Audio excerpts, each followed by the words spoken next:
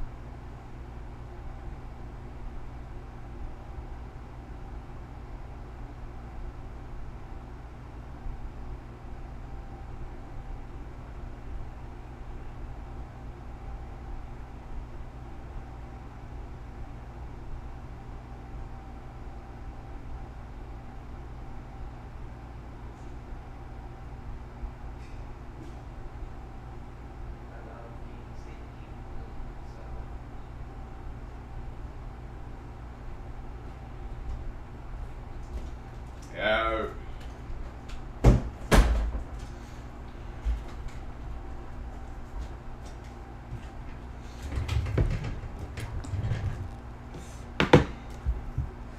Hey, so I got an idea, right?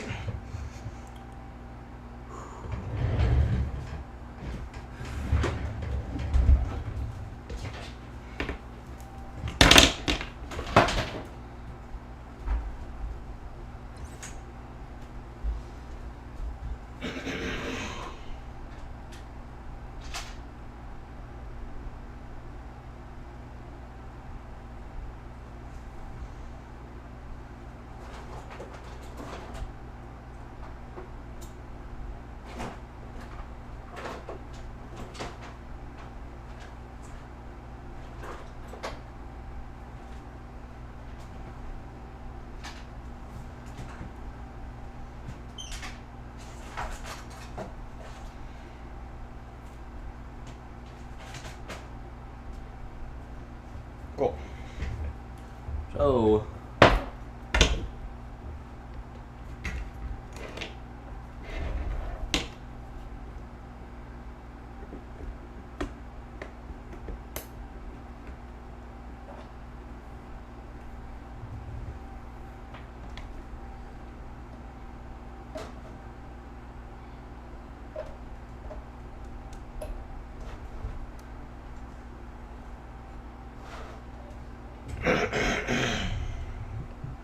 hey, hello, how are you? How are you?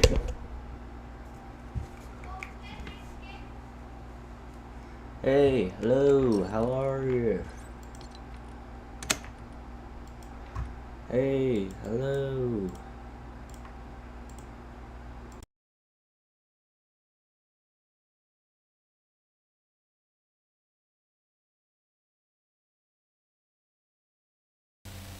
Hey, hey. Hey, hey, hey. Too late.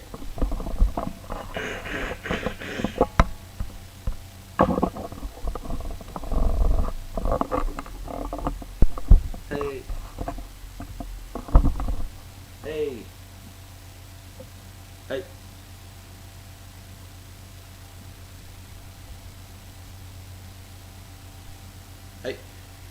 Hey.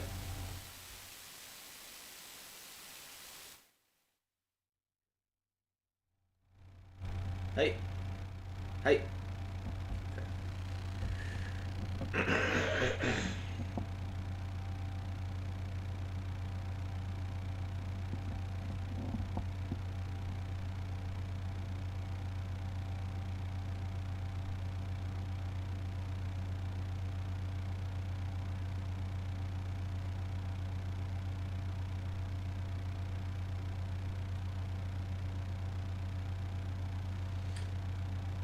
Hey, hi, hello, yeah, what's up?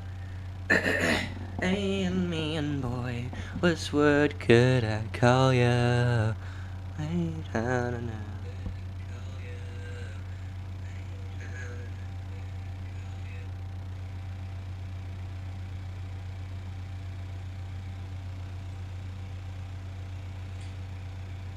Hey, hi, hello, yeah, what's up?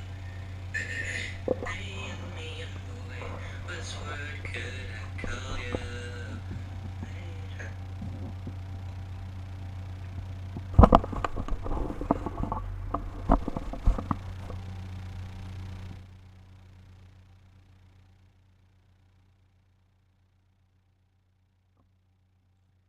Hey, hi, hello, hello, yeah, what's up, man, boy?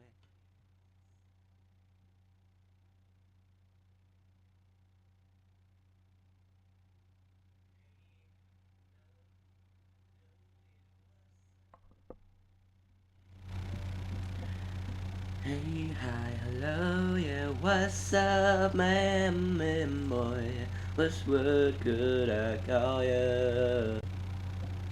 Hey, hi, hello, yeah, what's up, man, boy? What's what could I call ya? What's up, man? What could I call ya? Hey, hi, hello. Oh, what is that noise?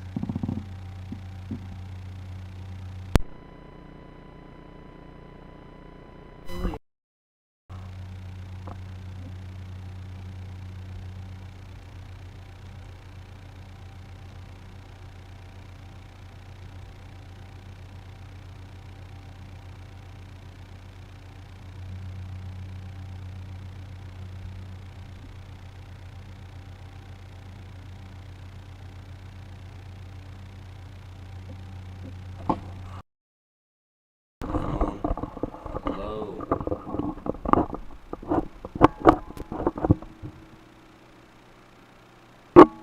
Court? Hello? What? Oh, this is my. I was like, wait.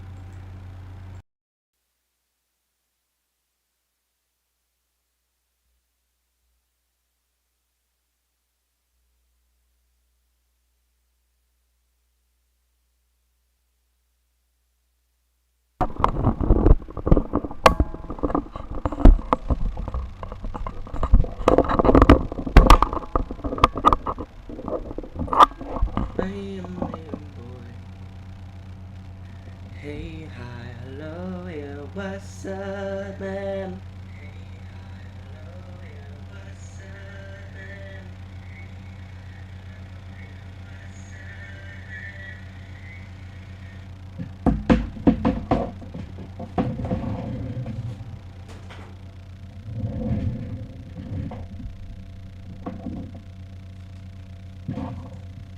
Hey, hi, hello, yeah, what's up, man? Boom, boom.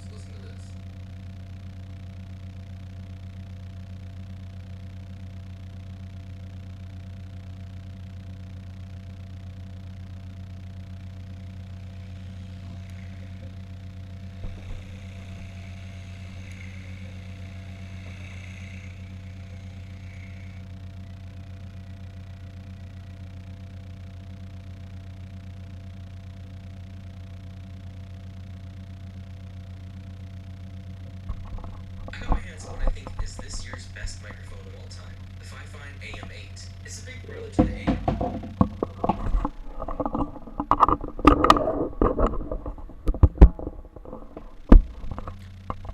Hey, hello,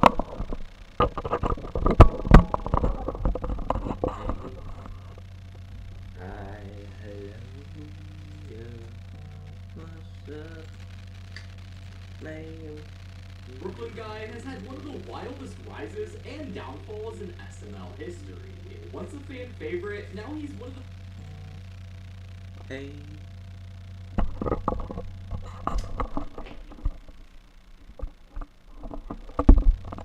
What is this noise? What is this?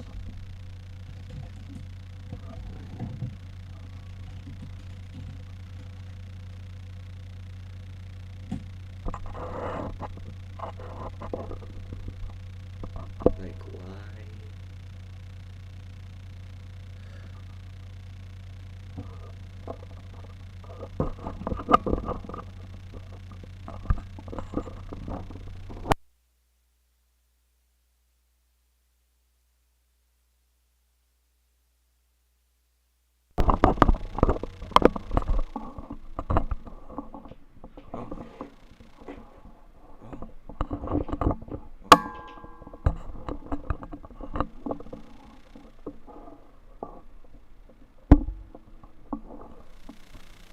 It's the PC.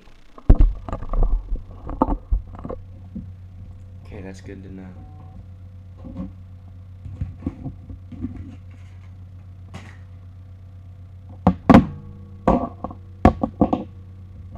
Which wood could I go with?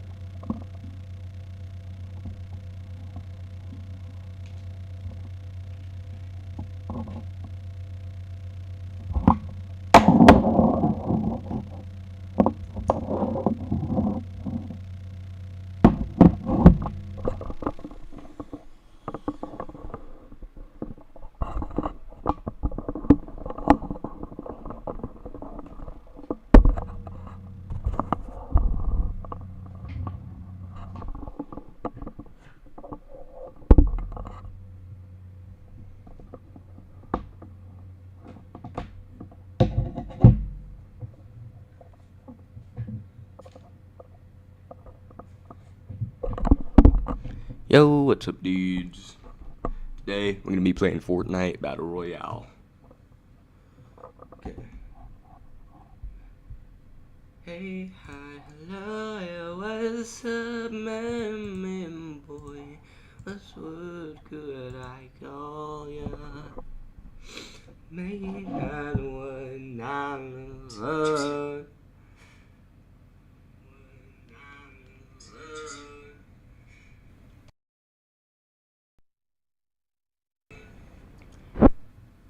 Hey, hi, hello, yeah, what's up, man, boy? What's what could I call ya? Maybe when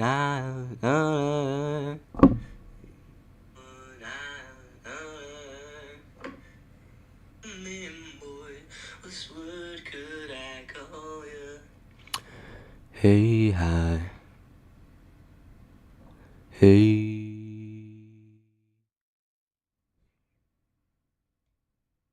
Hey, hi, hello. Hey, hey. Hey, hey. Woo. Okay. Hey, hi, hello, yeah, what's up, man, boy? What's what could I call ya?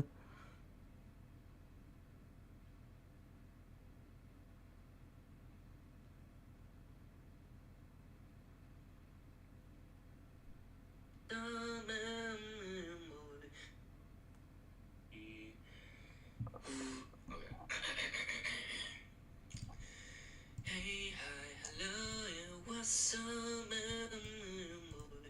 What's what could I call ya? Yo, this mic is low-key good as heck, I'm gonna be honest with you. I used to think it was bad, but it's actually pretty good. I underestimated its power. I like it.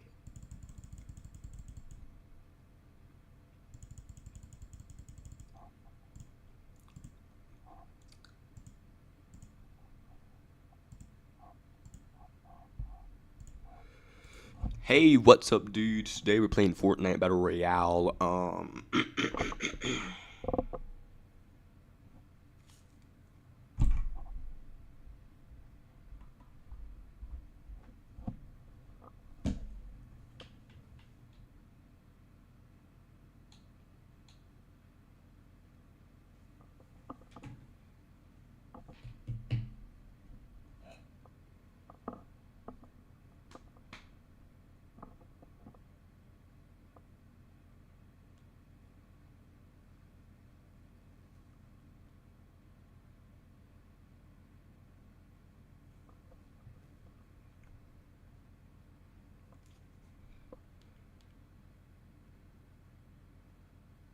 Hello.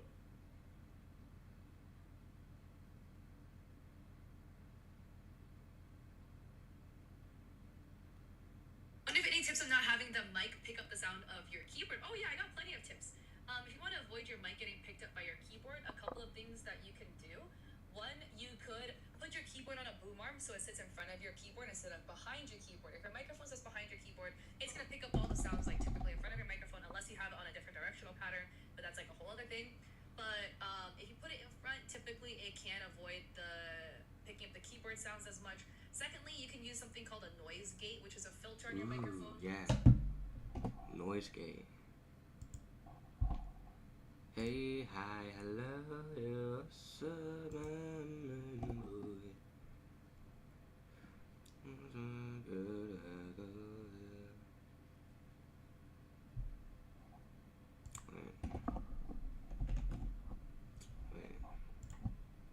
Go to. Wonder if any tips on not having the picking up the microphone, and then I go to filters. I have a couple of filters on it. A noise gate is one in which there is an open and closed threshold, and that any audio below this threshold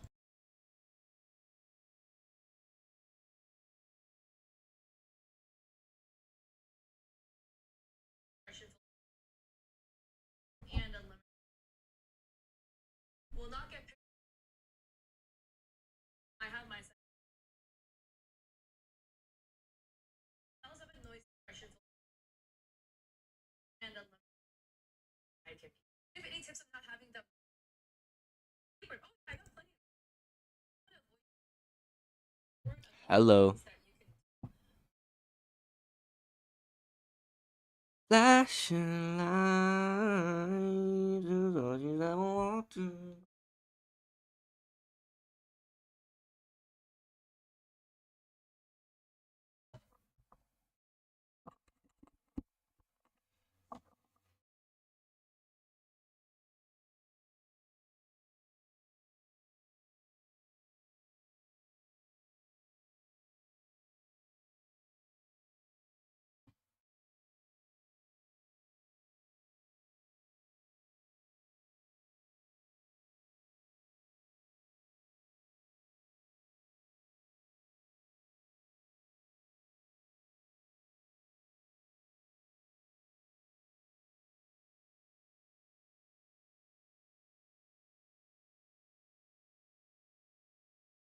Here we go, people.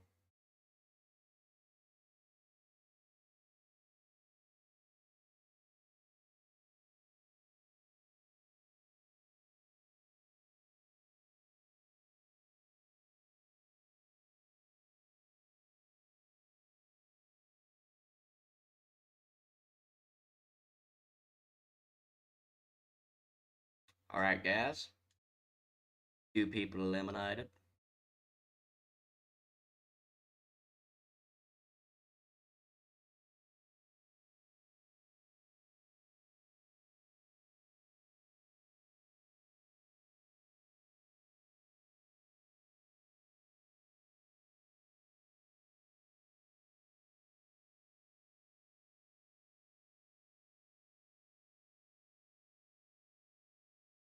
Of course, you have those.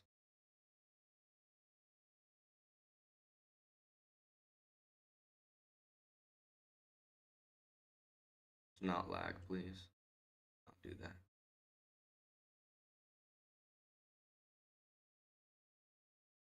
Gosh.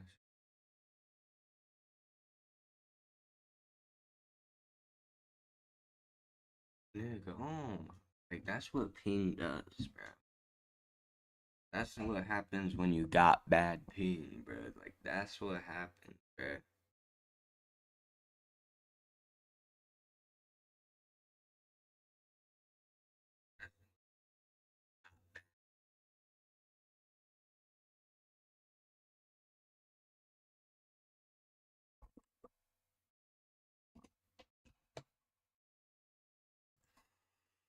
Hello, hello, hello.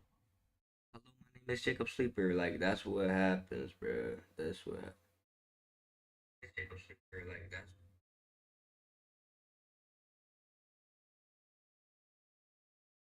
Hello, hello, hello.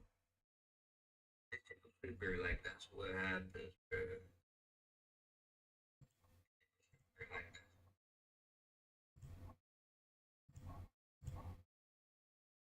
yo, what up? My name is Jacob Sleeper. I'm beating my meat in a reaper. Flashing lights,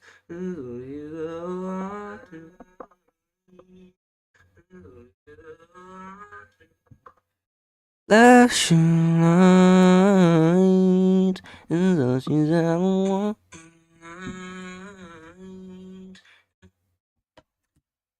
Is all she's ever wanted. She's better than all the needs to be popular. 'Cause that's a dream to be popular. Kill anyone to be popular. That's all to be popular. Popular just to be popular. And everybody feels to be popular.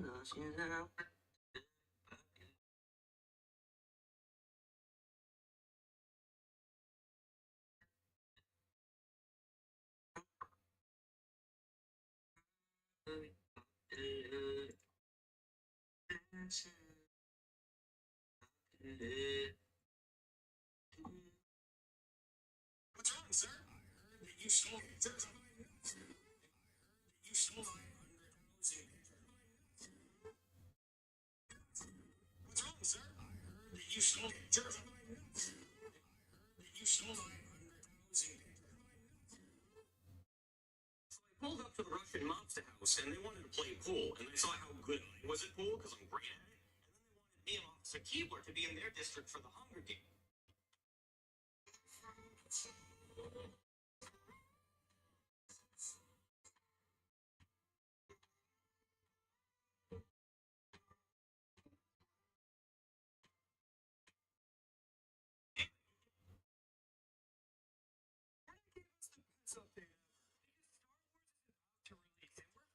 Getting lightsabers, and we can use them as a pickaxe. But some of my Fortnite.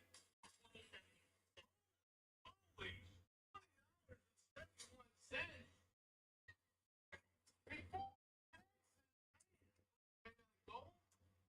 22, 46.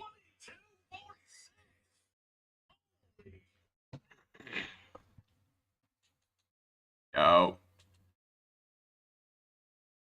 yo, yo, can y'all hear me? Can y'all hear me?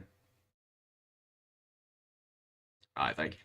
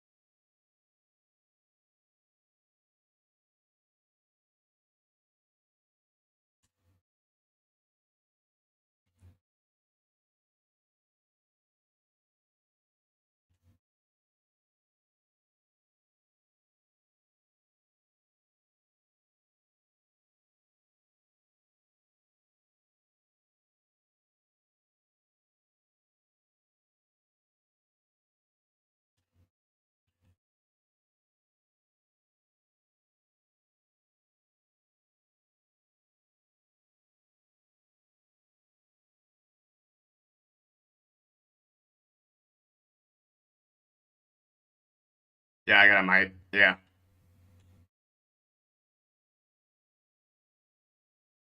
Yeah?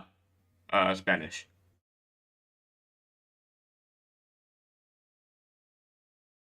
Ok, mentor.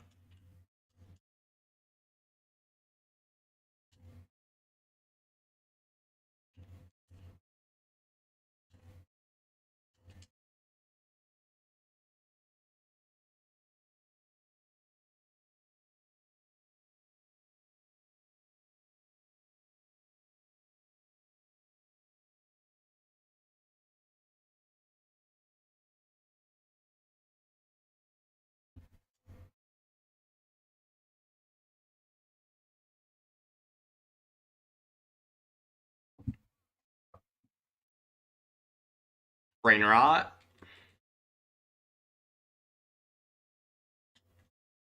Yeah.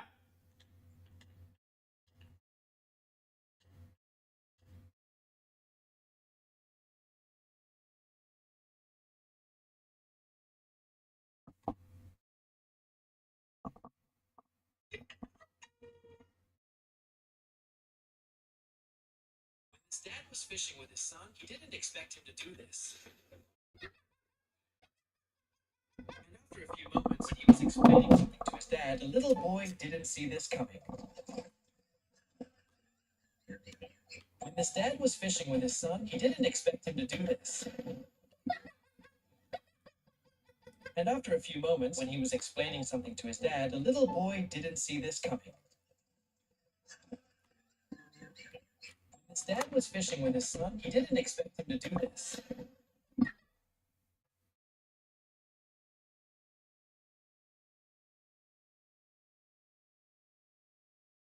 Wi-Fi sucks. It sucks.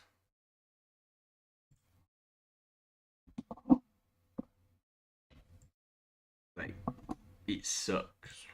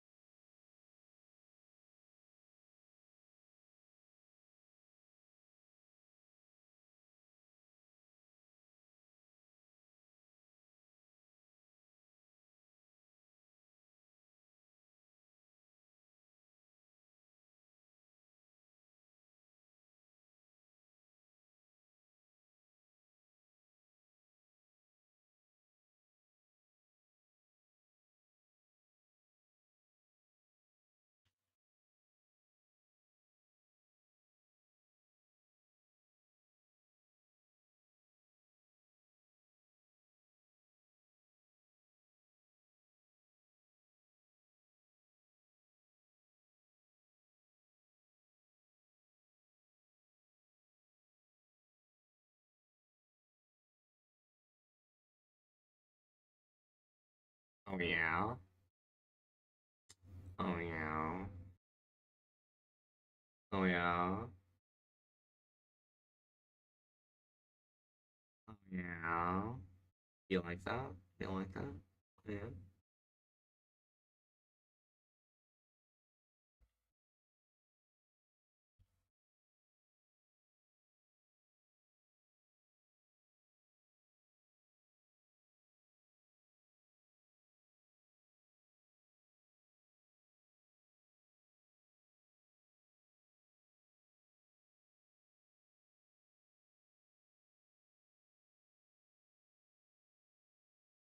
Shoot.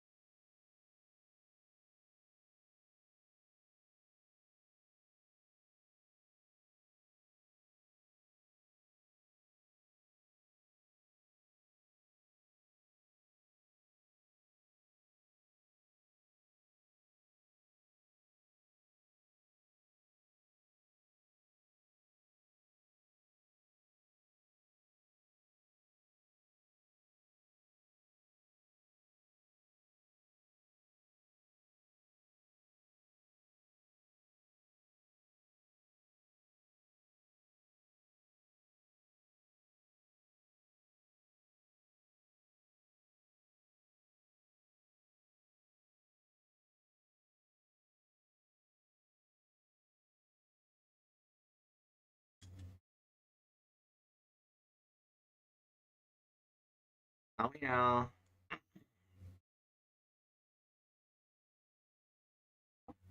Oh yeah. Yeah.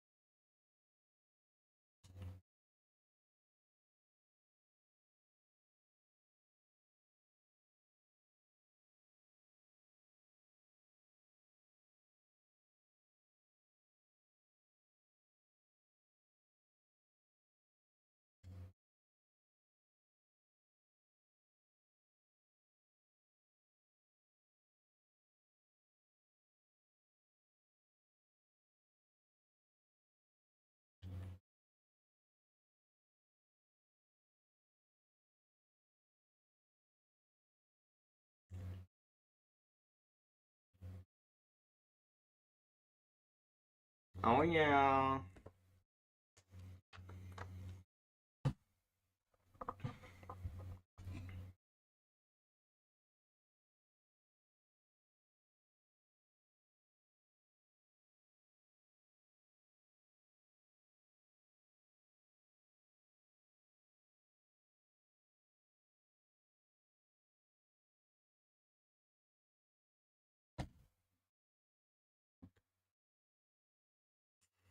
You know I love my Fortnite.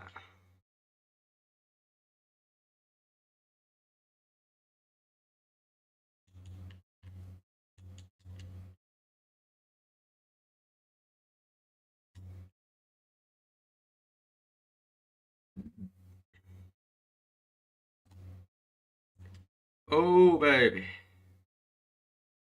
Oh, he's getting all the good stuff. Hey.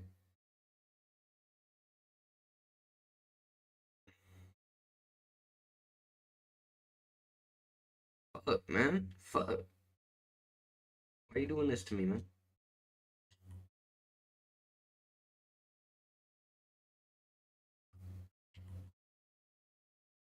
No, bro. Oh my God.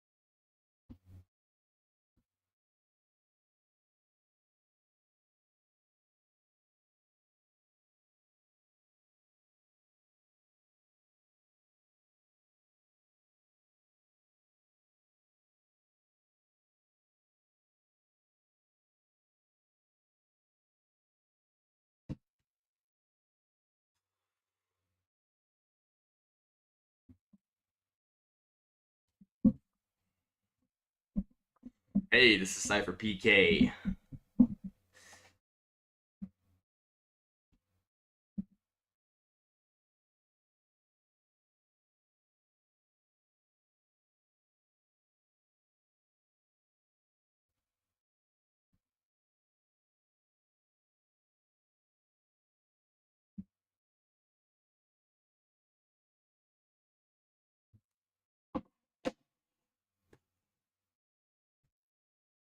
But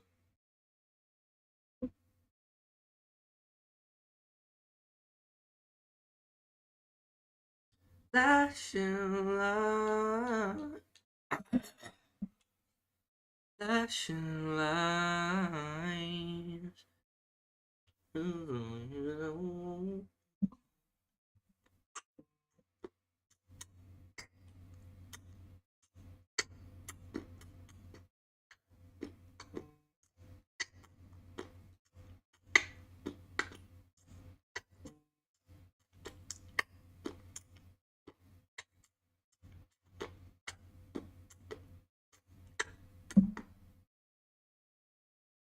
Hello? Can you shut up?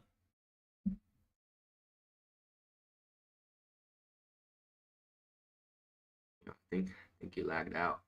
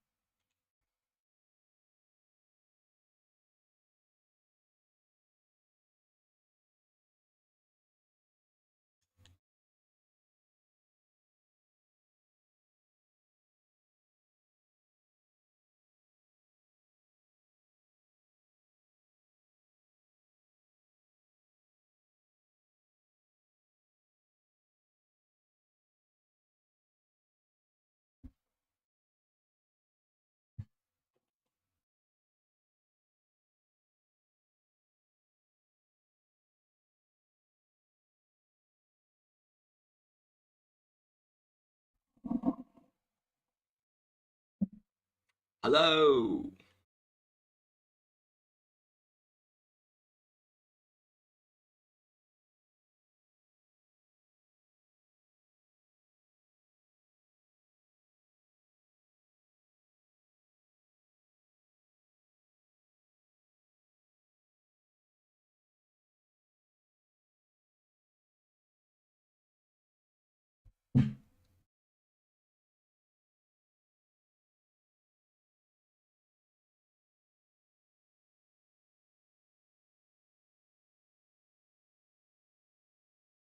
Hello.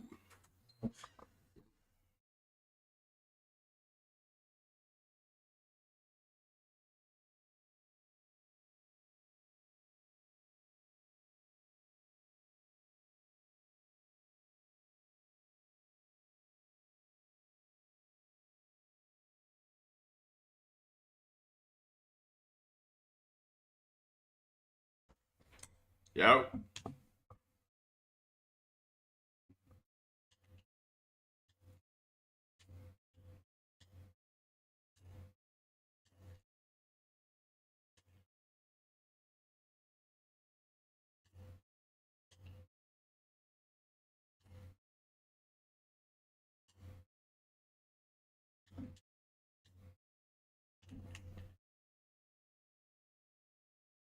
Jeez.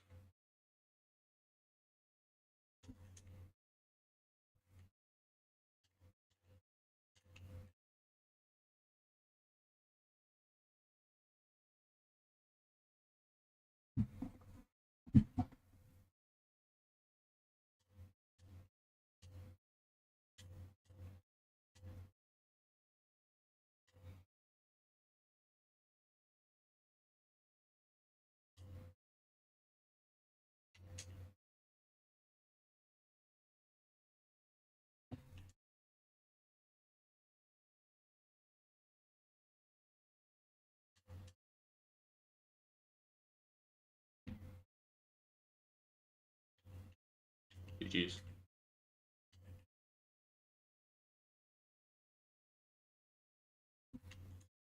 Jeez. Oh my gosh. Yeah.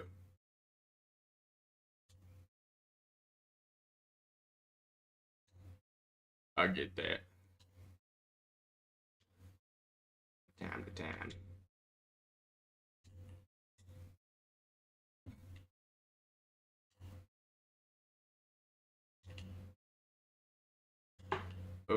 I plan on controlling.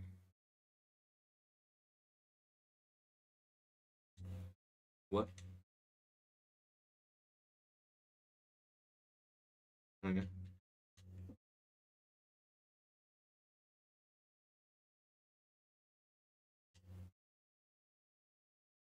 Jeez.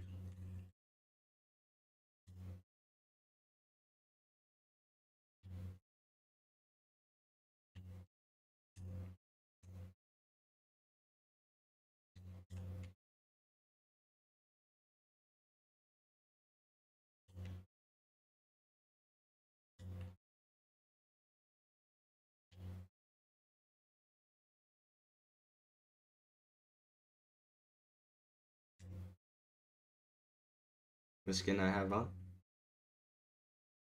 Oh shoot.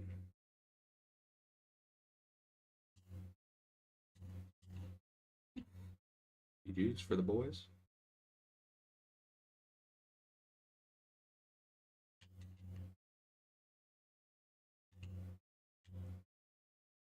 Ooh. Ah.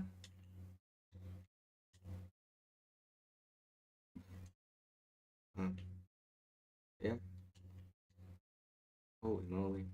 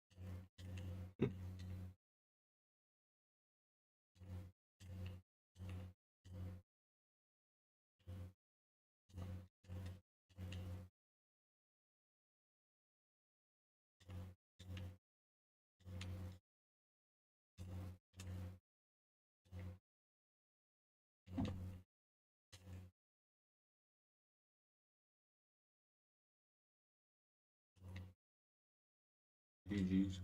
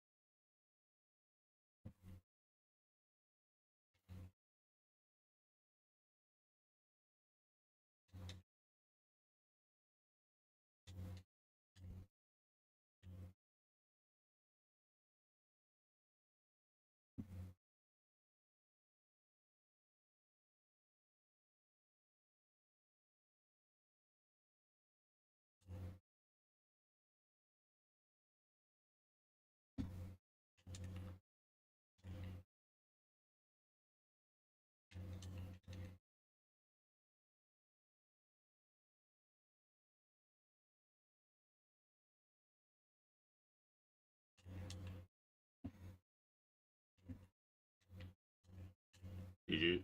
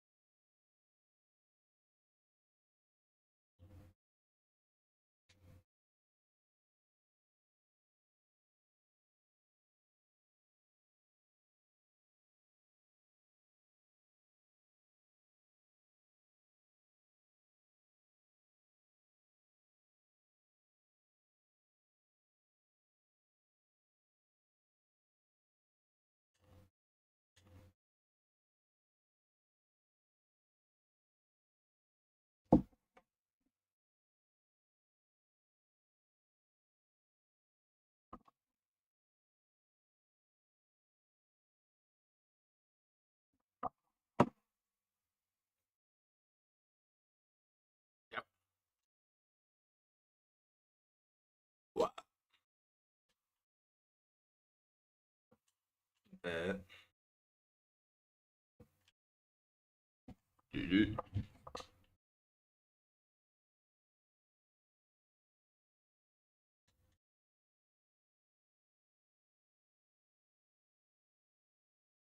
GG.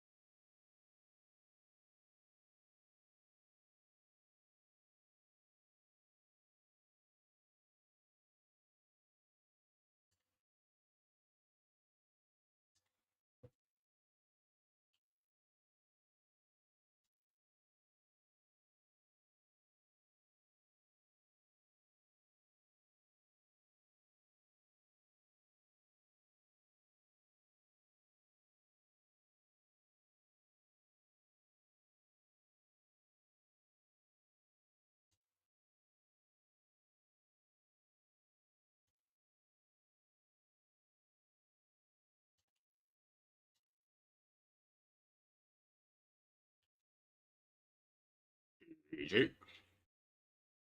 Yo. Oh my gosh, my ping. Oh my gosh. 500 ping.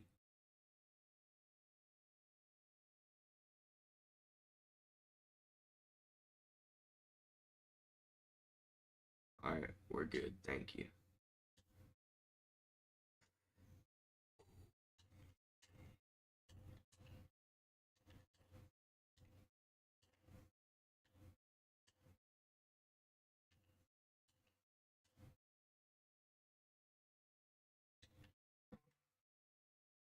Oh my.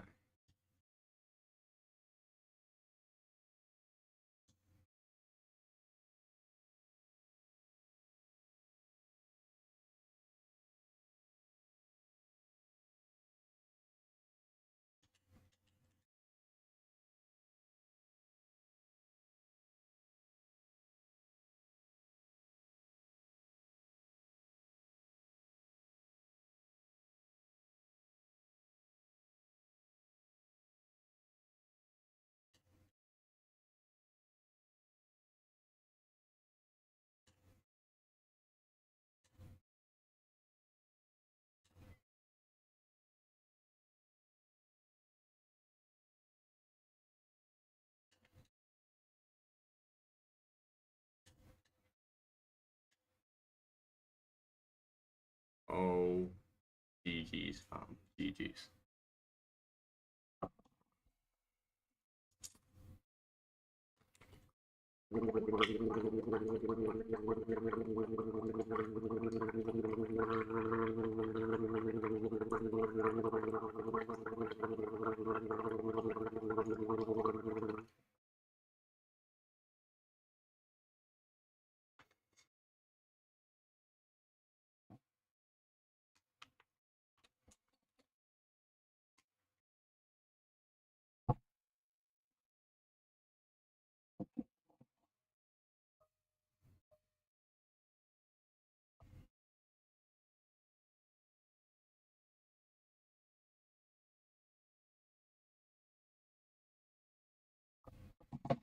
Hey.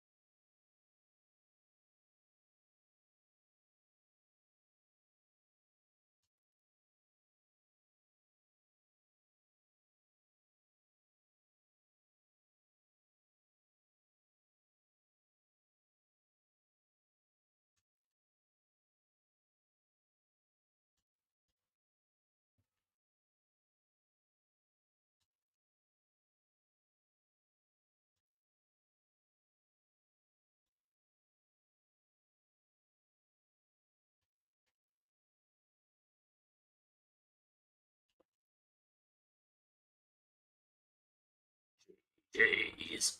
Jeez.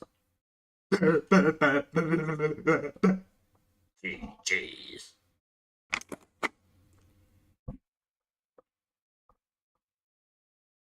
No. Yeah. You like that? You like that?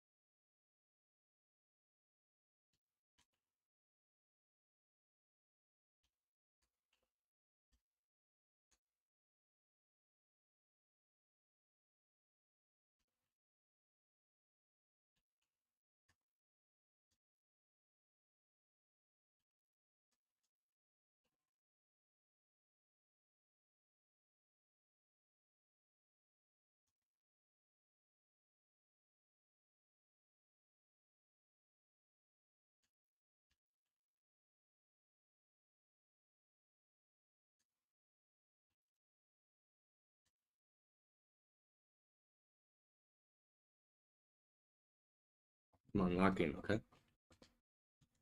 Lock.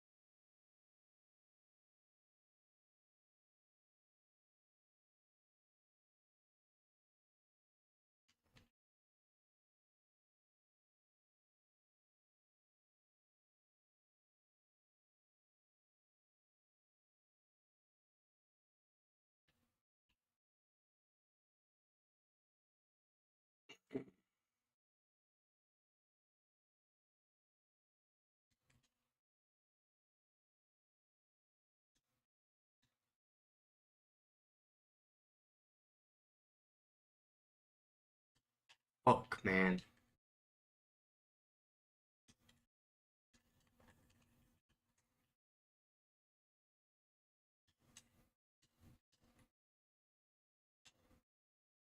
Like, damn, bruh. Who is this guy?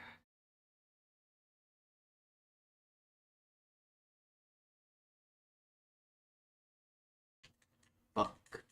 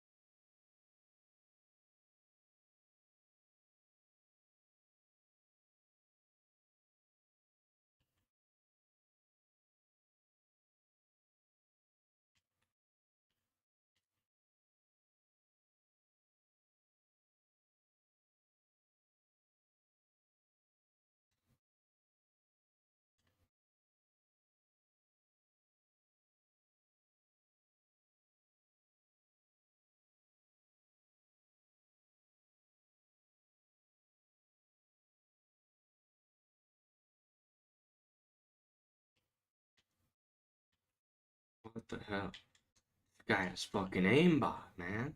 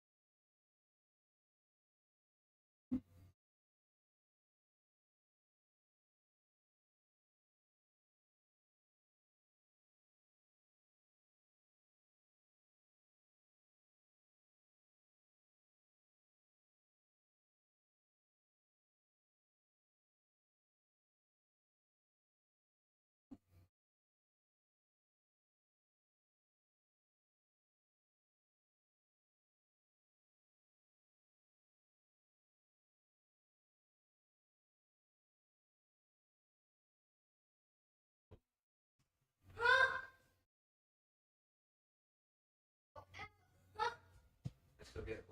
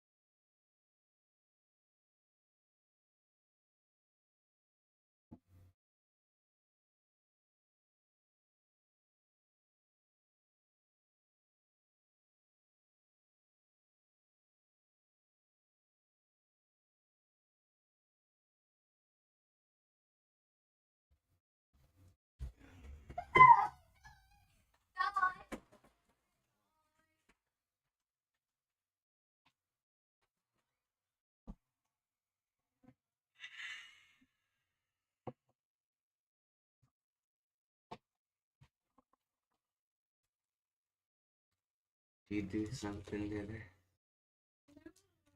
Did you pee on it?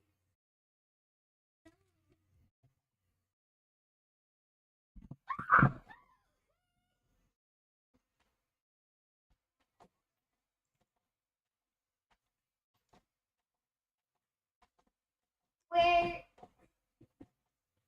Where?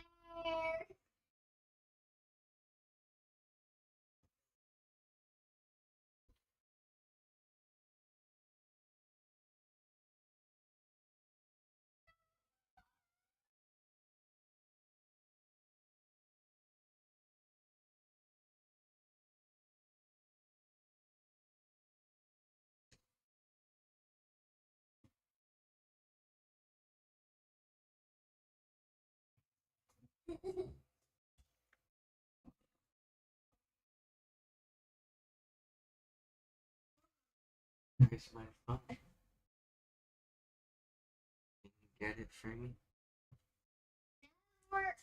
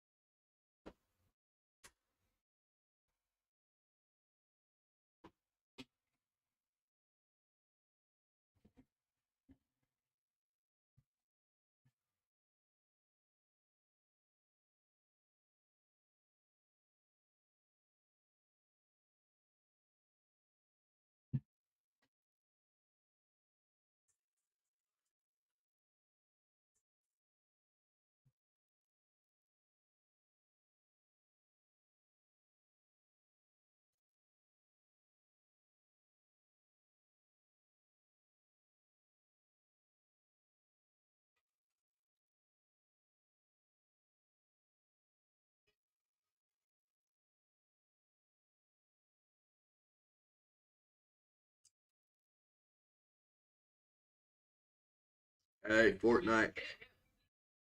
Fortnite.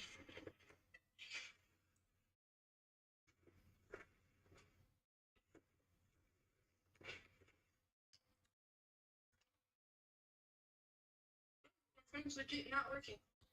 Yo, Caleb, will you be able to watch the live event? Yes, because my birthday party got rescheduled. Alright, let's go.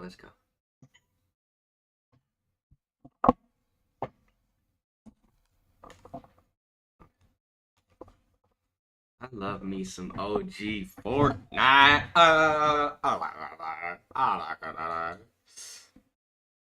You know I'm going tilted. Look at that meteor in the sky. Yep.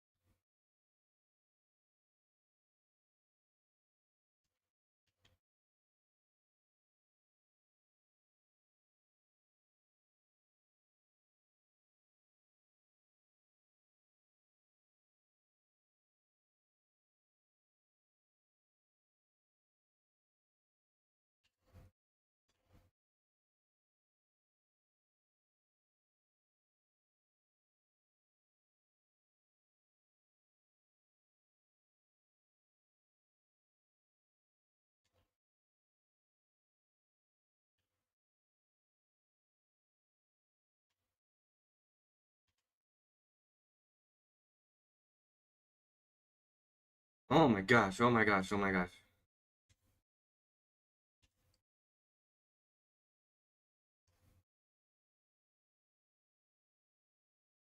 No, do not fight me right now.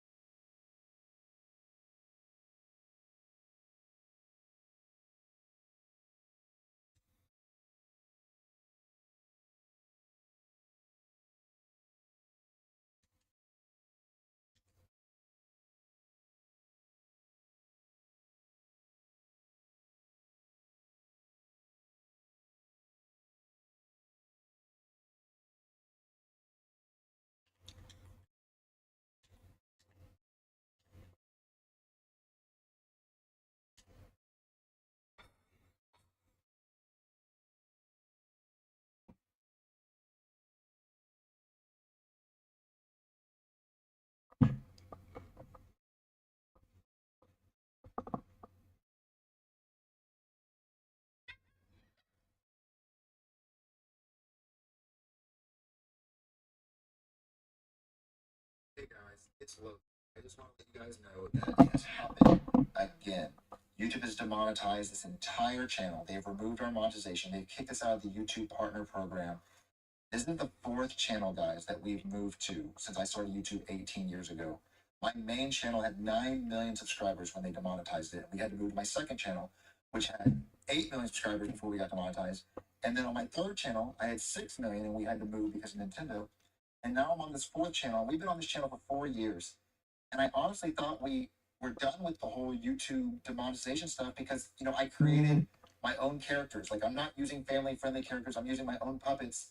I've designed my own puppets. We have our own merch, and they've monetized every single one of my videos for the last 4 years with cussing in it and jokes. Like, it even said the videos were manually reviewed by humans and they were approved monetization.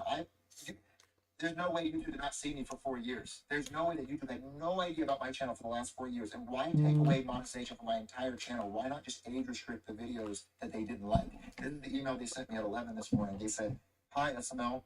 Our team of policy specialists carefully looked over your channel, SML. We found that a significant portion of your channel is not in line with our YouTube Partner Program policies.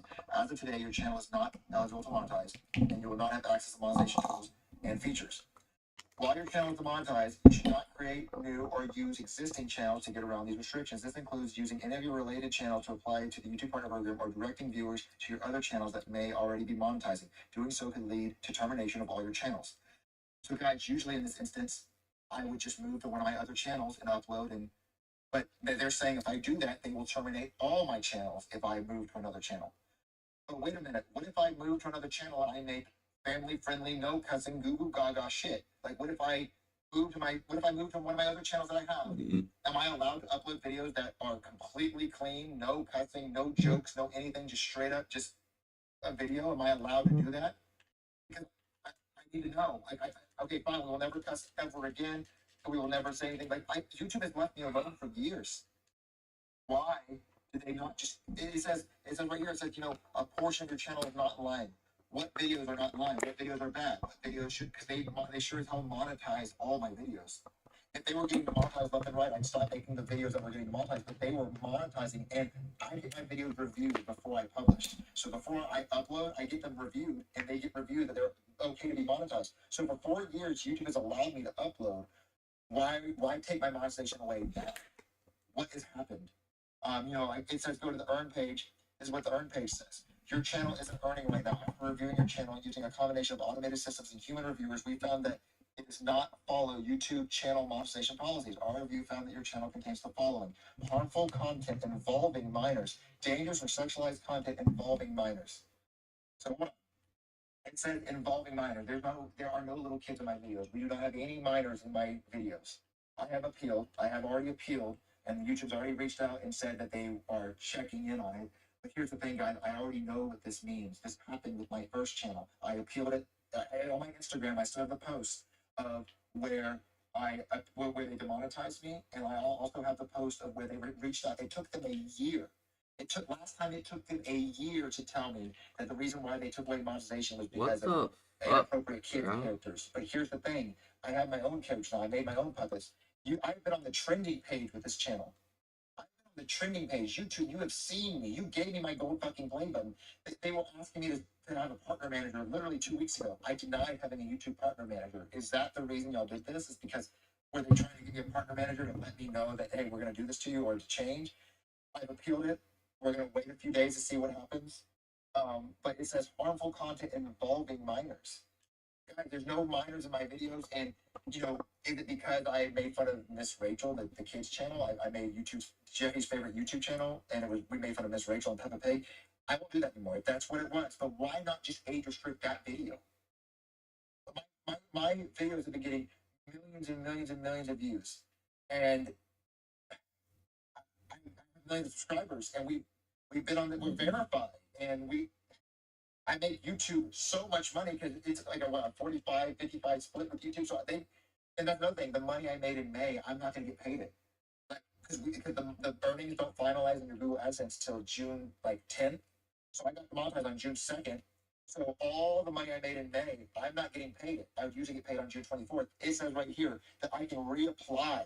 I can reapply on August 31st, like 90 days. All of June, all of July, all of August, and then I have to reapply on August 31st. And let's say on August 31st they gave me my channel back, I wouldn't get paid May's earnings until September 21st. So that means my entire crew, my family, my entire business, everyone, no one's going to get paid for 3 months, or almost 4 months.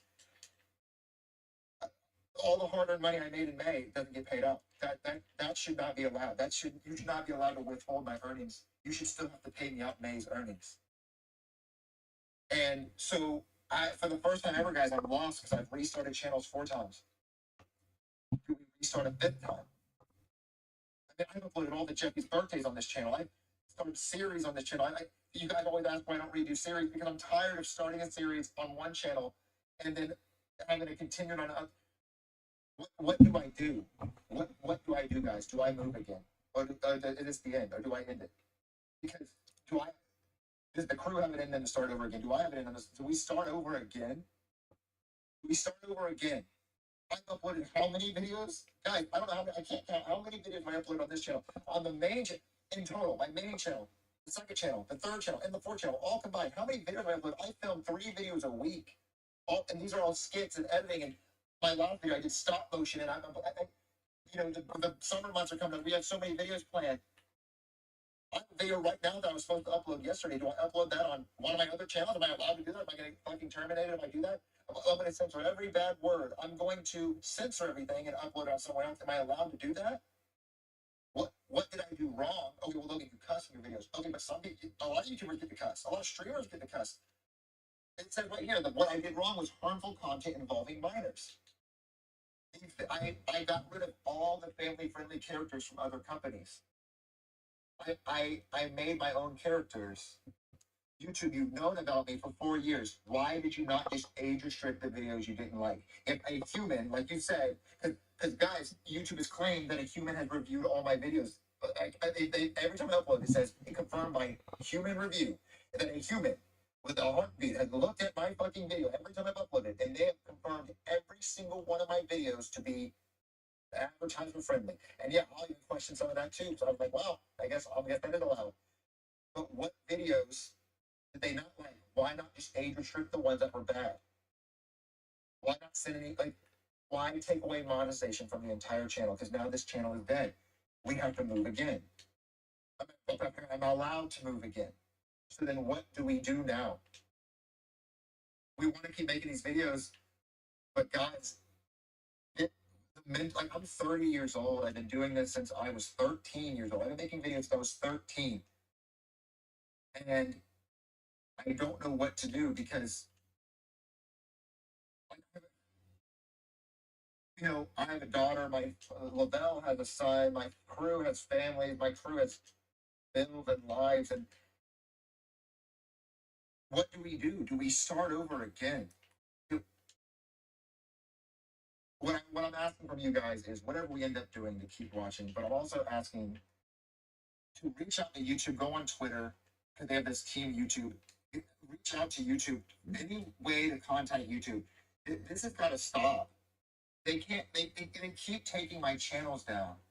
And it would make sense. Okay, here's the thing. If I went on another channel and they took it down in a week and they took it down in a week, they'd be like, all right, Logan, they're telling, they let me upload for 4 years and monetize every video. Gave me, I got paid product promote. I have sponsorships. What guys? What do I do? I want to know in the comments. What do we do? Do we try again? You know, like I understand in a day or two they might give monetization back. But I'm gonna be honest with you, I don't see them doing that. I do not see them giving it back. They never give it back with Super Mario Logan. I'm gonna fucking say it. They never gave it back with that. They never gave it back with that channel. They never gave it back with Super Luigi Logan. They never gave them. They took monetization away from those channels and never gave them back. So what do we do? I know what I mean. On August 31st, do I delete every video off this channel and then reapply just to get paid my May's earnings? And then going forward, what am I allowed? Okay, take away the cussing, take away any sex jokes. I get it. Take away. So I get it. We can do that. But why not just age restrict the videos they didn't like? What videos did they watch they did not like that they could have just not age restricted, taken down? Guys, I'm tired. We've been doing this for so long. And I love doing YouTube, and I know the crew.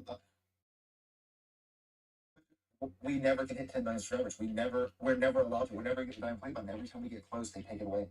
Why? So I want to know in the comments, guys, what do you guys suggest I do? Do we upload another channel after fixing the video and making it clean? Because I don't want you to terminate my channel. On YouTube, I should be allowed to upload my other channels if I don't do the same thing that you guys are saying. But harmful content involving minors, I don't know what that means. YouTube needs to be very. I wish YouTube could call me. I wish they could explain to me, hey, there needs to be a plan. Like, what am I allowed to film? What am I allowed to make? These are puppet videos. They're jokes. Am I not allowed to use puppets anymore, even though they're on my own channel? Like, am I supposed to do human skits? What am I supposed to do? So, guys, in the comments, what do you guys think we should do? Are we gonna have to move to a fifth channel?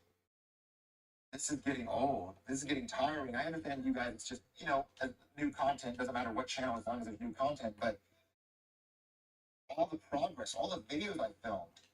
For what now? Like you put the it's like building a sandcastle and then knocking it over you build this big sandcastle, you spent years building, you knock it over, and it's I don't know, guys, what do we do? It's happened again,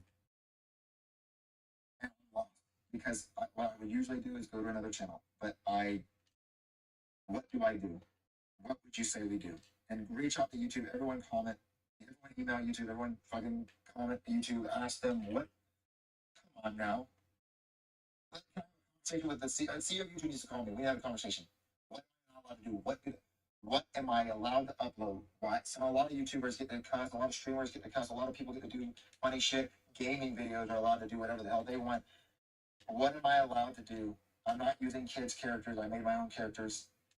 I'm sorry, guys. I'm at rock bottom right now because I'm not getting paid on May's earnings.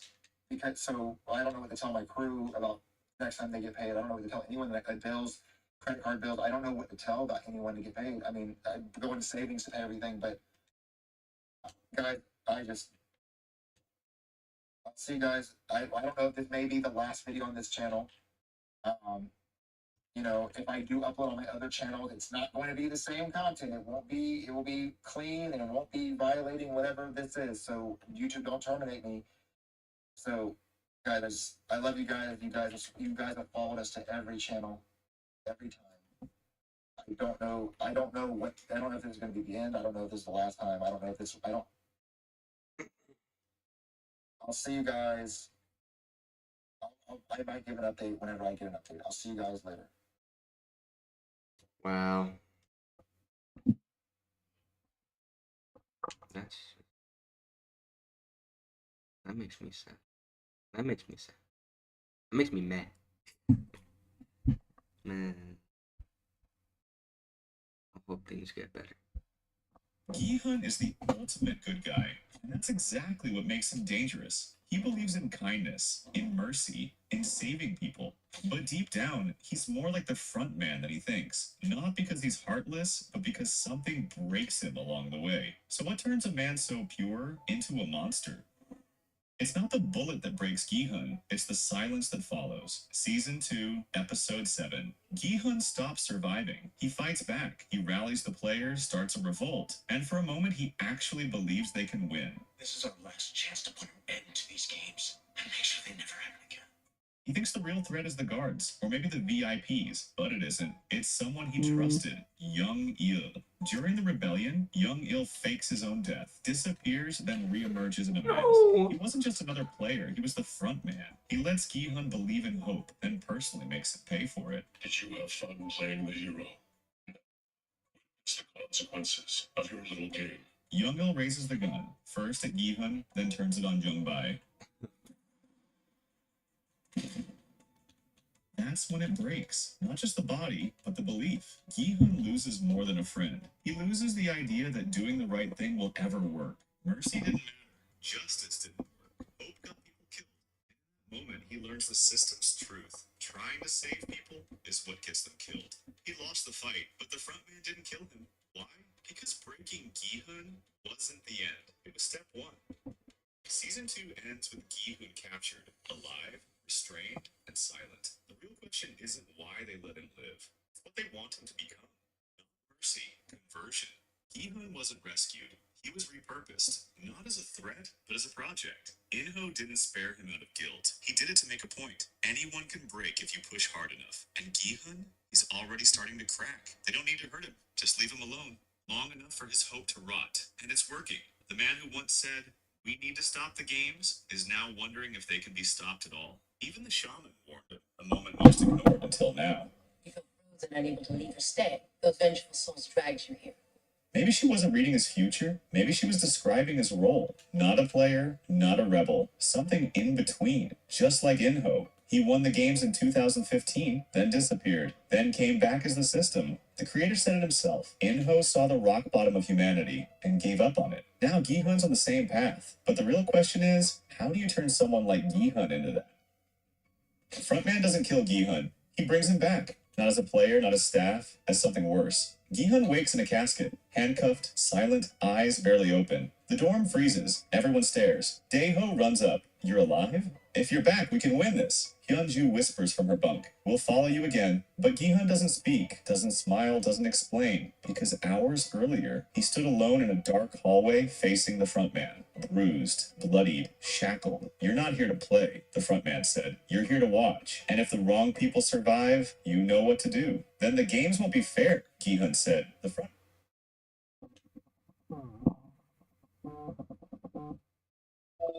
Yo, who is this? Yo, get on Fortnite. We're eating, boy. Y'all some big backs. Big back, big back. Is this big back activities? Get on Fortnite and give me some McDonald's, okay? Okay, we'll be there. Okay, thank you.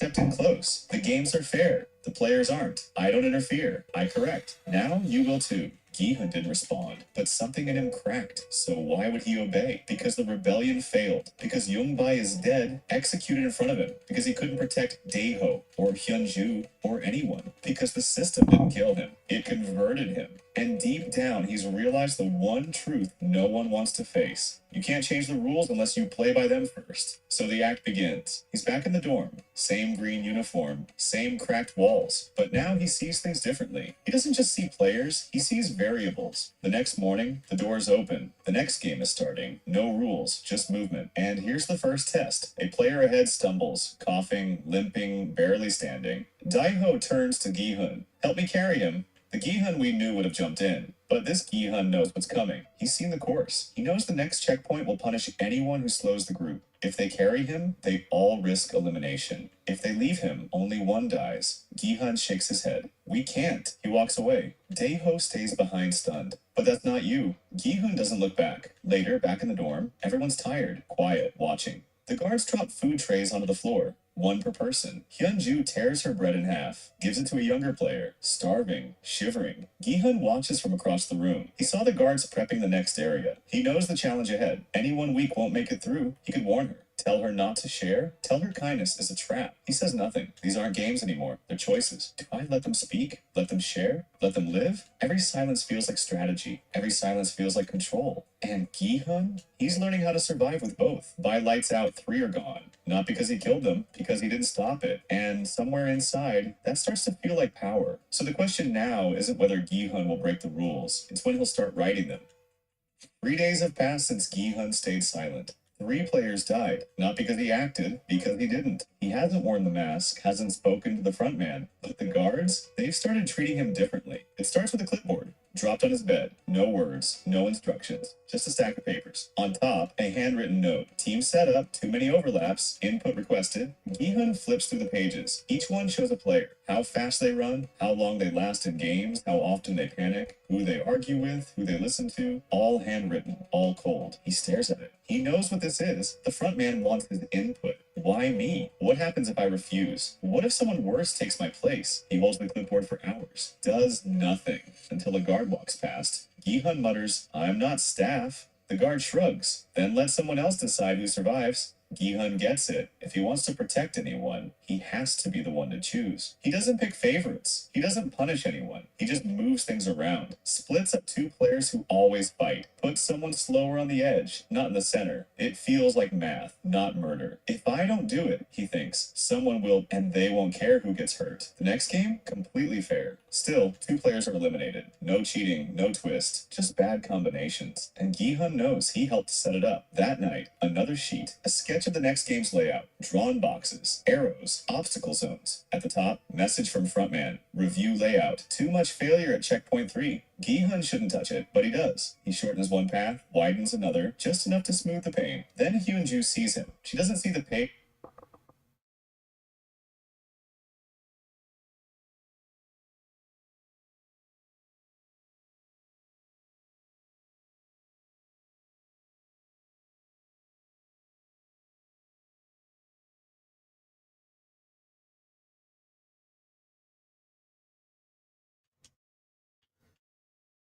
Nigga, like, nigga, like, But she sees his eyes. She's been watching the page. Hyunju, what did they do to you? Are you working for them now? Gi-hun, I'm making it survivable. Hyunju, for who? He has no answer. Later, the frontman finds him. Gi-hun still doesn't know it's Young Il behind the mask. Frontman asks him, still want to stop the games? Gi-hun replies, yes. Then keep them running. Frontman.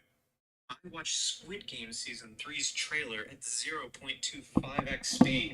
What I found is insane. There's way more going on than Netflix wants you to notice. Today, I'll be going over every hidden detail found in the trailer. Starting with one everyone's been talking about, the new doll game. In Season 2's post-credits scene, we only got a glimpse, leaving fans to speculate wildly about what this game could possibly entail. Well, the speculation ends now because this trailer gives us everything we need to know. The setting is both beautiful and terrifying. We see the familiar mechanical dolls, but this time they're not standing guard.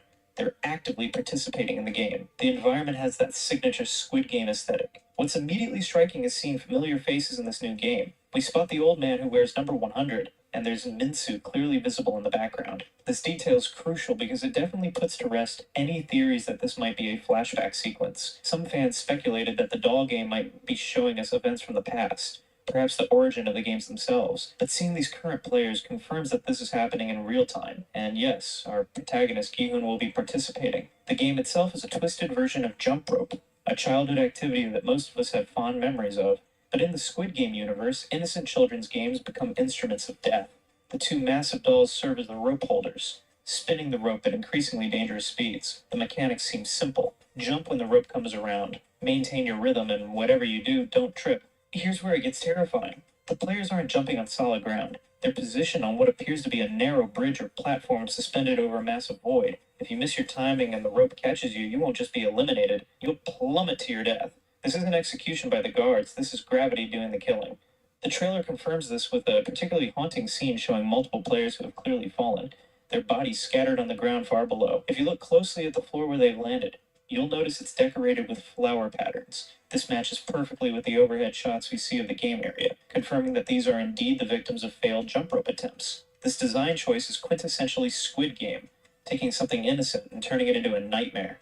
Moving from the games to character development, we need to talk about Gi-hun's psychological state entering Season 3. The trailer gives us several crucial scenes that paint a picture of a man who's been fundamentally broken by his experiences. In one of the most revealing moments, we see Gi-hun in the player's dormitory, directly confronting the guards with a question that cuts to the heart of his current mindset. The death of his friend has clearly pushed him past his breaking point. He's not asking this question because he's grateful to be alive. He's asking because he wishes he weren't. This sentiment is reinforced by an even more disturbing scene where Gi-hun actually grabs a guard's weapon and points it at his own face. This is a man who has given up, who would rather end his own life than continue participating in these horrific games. It's a stark contrast to the Gi-hun we knew from Season 1, who fought desperately to survive and return to his daughter. But here's the thing. The Squid Game organization needs him alive. They have plans for him, and his death would disrupt whatever larger scheme they're orchestrating. So they keep him going, probably against his own wishes, which only adds to his psychological torment. The question this raises is fascinating. What happens when someone who wants to die is forced to play games designed to kill? How do you threaten someone with death when death is what they're seeking? One of the most intriguing character developments revealed in this trailer is the expanded role of the woman many fans have dubbed the Crazy Woman, Player 44. In Season 2, she was more of a background character, memorable for her erratic behavior and claims of having supernatural powers, but Season 3 is clearly positioning her as a major player, quite literally. We see her directly mocking Gi-hun in what appears to be a moment of triumph for her. She's likely celebrating his failed rebellion attempt from the previous season, taking pleasure in his defeat. Gi-hun tries to reach her, perhaps to retaliate, but he can't because he's been handcuffed. A clear indication that the game organizers consider him a flight risk and are taking precautions to prevent another uprising. The fact that Player 44 appears in multiple scenes throughout the trailer tells us everything we need to know about her importance. Now let's dive deep into what appears to be one of the major set pieces of the season, the key game. Previous trailers have given us hints about this game, but now we have enough information to understand how it works. And it's more complex and brutal than we initially thought. The game divides players into two distinct teams, red and blue.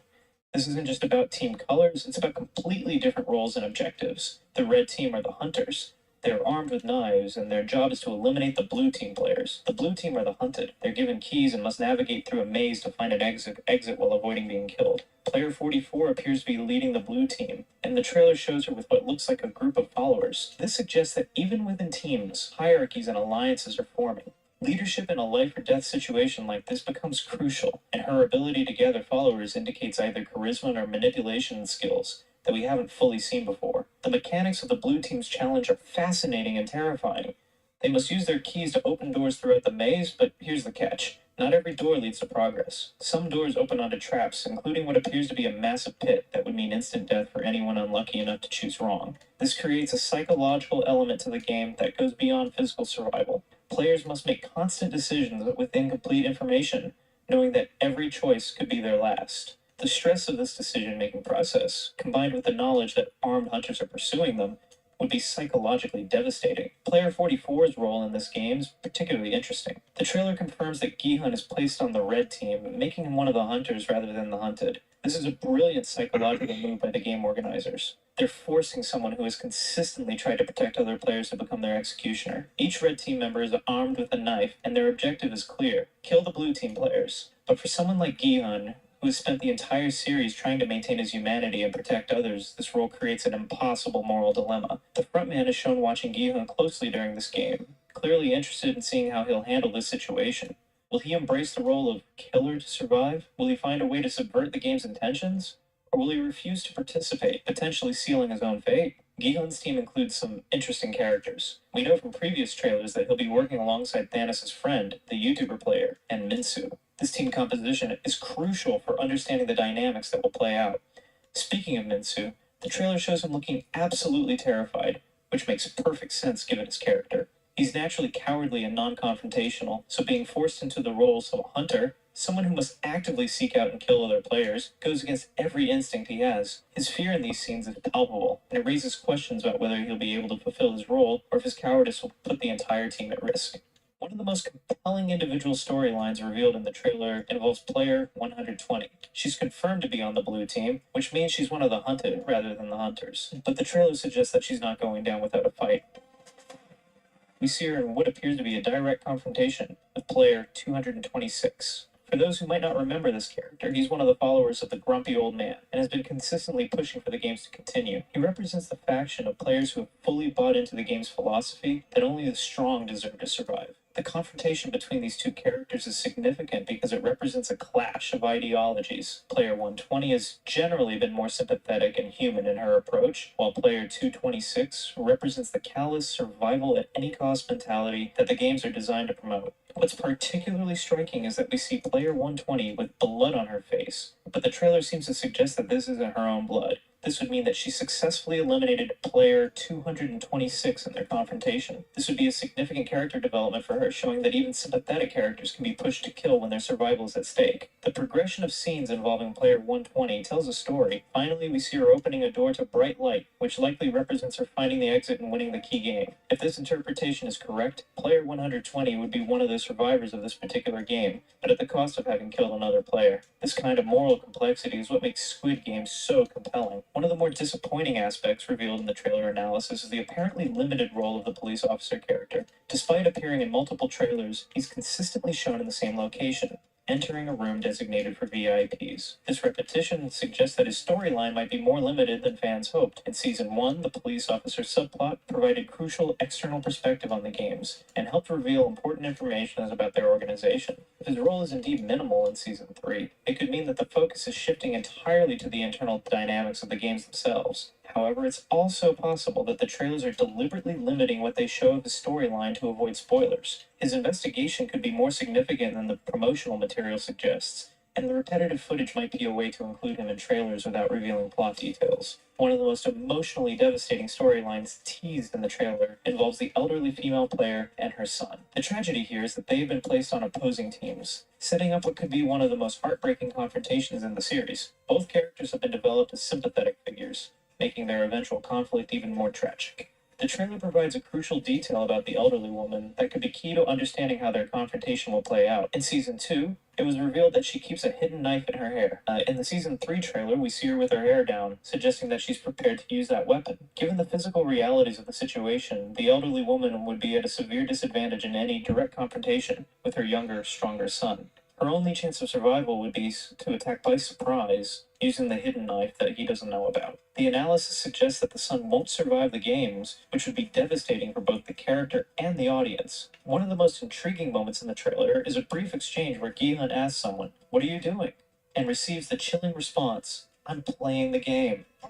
The significance of this moment cannot be overstated. It suggests that Gi-hun will be betrayed by someone he trusts. What makes this scene particularly interesting is that we don't see the person speaking open their mouth, which means the identity of the betrayer is being deliberately concealed. The trailer wants us to know a betrayal's coming without revealing who the betrayer is. The voice analysis suggesting that it might be Minsu is fascinating and would make narrative sense. Minsu has been characterized as cowardly and weak-willed throughout the series. The idea that he might start the games terrified, but gradually transform into someone willing to betray his allies, represents a compelling character arc. The trailer's final revelation might be the most significant of all. We see Gi-hun wearing a formal gala suit, which in the Squid Game universe has very specific meaning. In previous seasons, finalist players wore such suits to attend a dinner before the final game. This confirms that Gi-hun will survive the various games and challenges to reach the grand finale. But it also raises the crucial question: who will be his opponent in that final confrontation? The theory that it will be the frontman himself is compelling for several reasons. Throughout the series, the frontman has served as the primary antagonist.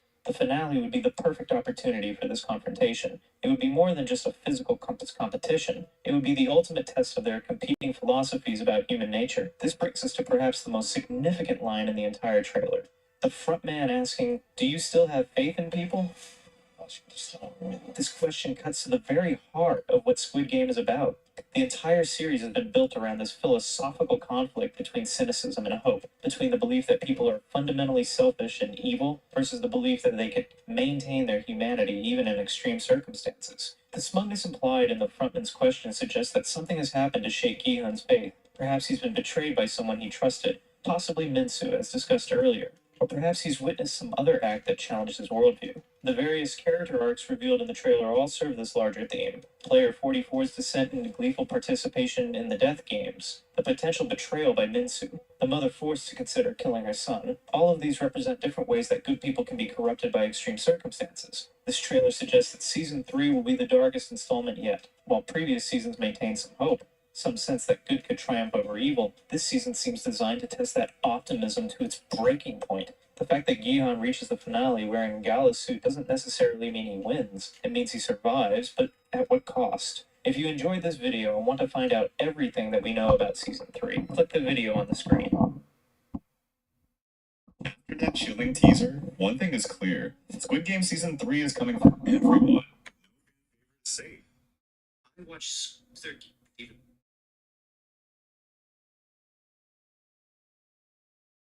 Season 3 teaser for Squid Game just dropped. Most people completely missed what it's really showing. I want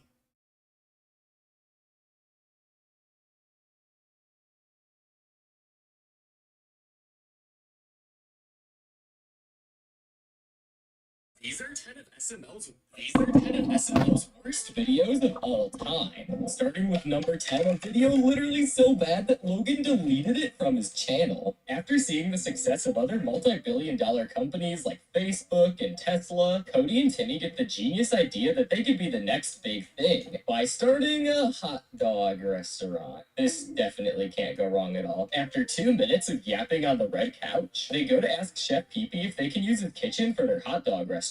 Chef Pee-Pee put up a fight, but they eventually convinced him by giving him 10% of their company. Who knew Chef Pee-Pee was so gullible? Timmy decides that he's gonna be the chef, and Cody goes out to take orders. Brooklyn Guy and Simmons show up as the first customers and have some questions about the menu. Well, I actually just have some questions, like, what is a cho? Well, the cho is our smallest hot dog for beginners. It's 4 inches long. After literally a minute of Cody explaining all the sus things on the menu, Simmons and Brooklyn Guy finally place their order. This video is actually painful to watch with how long some of these scenes go on. Fast forward a little bit, and Cody tells them that if they suck down their hot dog in 3 seconds or less, they get it for free. Knowing he's not a fellow throat goat, Brooklyn Guy declines this offer and starts pointing out how much of a scam this restaurant is. Simmons, I think you got ripped off. The piss pistol was $15, but you could have just ordered a normal hot dog and put the mustard on yourself. They give you mustard at the table. You could have saved $10. While this is happening, Cody returns to the kitchen to find Timmy, you guessed it, choking on a hot dog. After Cody saved Timmy's life, Timmy admits that they ran out of mayonnaise, so he had to improvise on that last hot dog. I admit, that was a little funny, but somehow this video just keeps getting worse. They get a call from Hank Cuckerdoo ordering takeout. Cody puts the phone down to see Timmy yet again choking on another hot dog.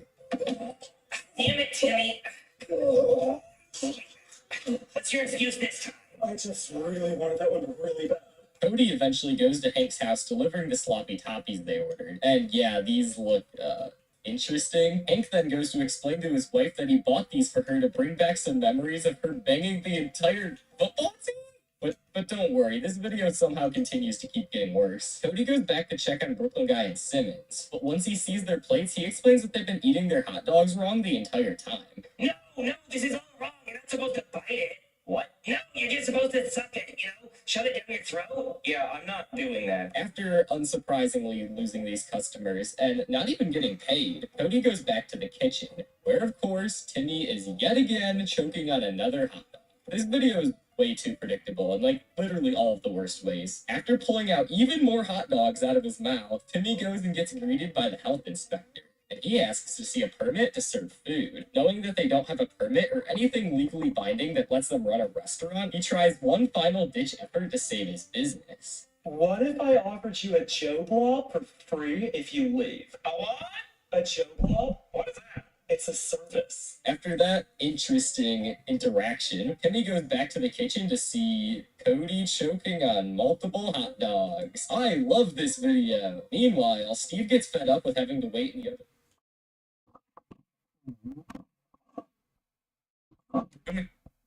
And goes to inspect for himself, and he goes in to find Cody doing the hammer challenge. What the?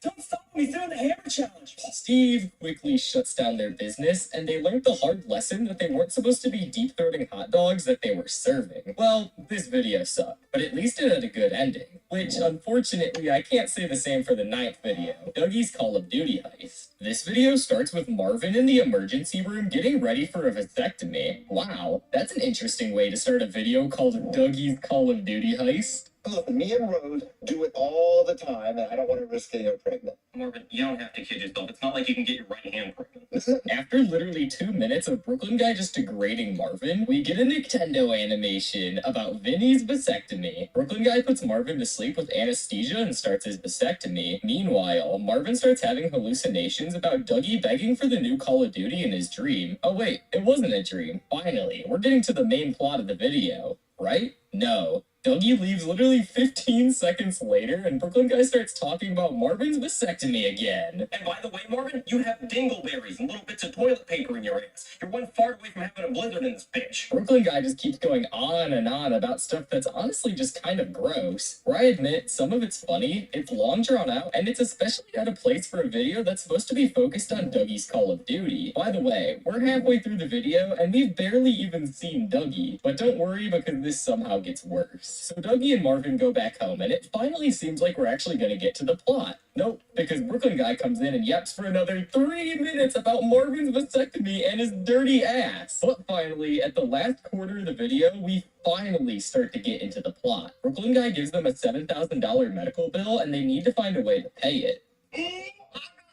What is it? Well, if you give me $70 to get the new Call of Duty, After quickly finding out that won't work, they try to win a Feastable bar competition, and then finally, 8 minutes into the video, we get the plot where they talk about their plan to rob a bank to pay off Marvin's medical bills and get Dougie's new Call of Duty. So they break into the bank, and oh, would you look at that, they instantly get caught. Hey, I gotta say, at least the new bank set they have looks cool. Brooklyn Guy lets them rob the bank because he feels bad for Marvin having a dirty ass. Well, that was pretty short-lived. This video was just so bad. Firstly, the plot was just completely stretched out, waiting till 8 minutes into the video to finally get to the point. It also used a lot of gross-out humor, which some parts were actually pretty funny, but when it's 8 minutes of the exact same joke, it just gets kind of annoying. But it gets worse in one of the most infamous SML videos of all time, Jeffy's Bad Word. This video starts with Mario taking Jeffy to the store to quickly get a new light bulb. While driving to the store, Jeffy distracts Mario and he almost hits a homeless man. Mario, being mad, he calls him a...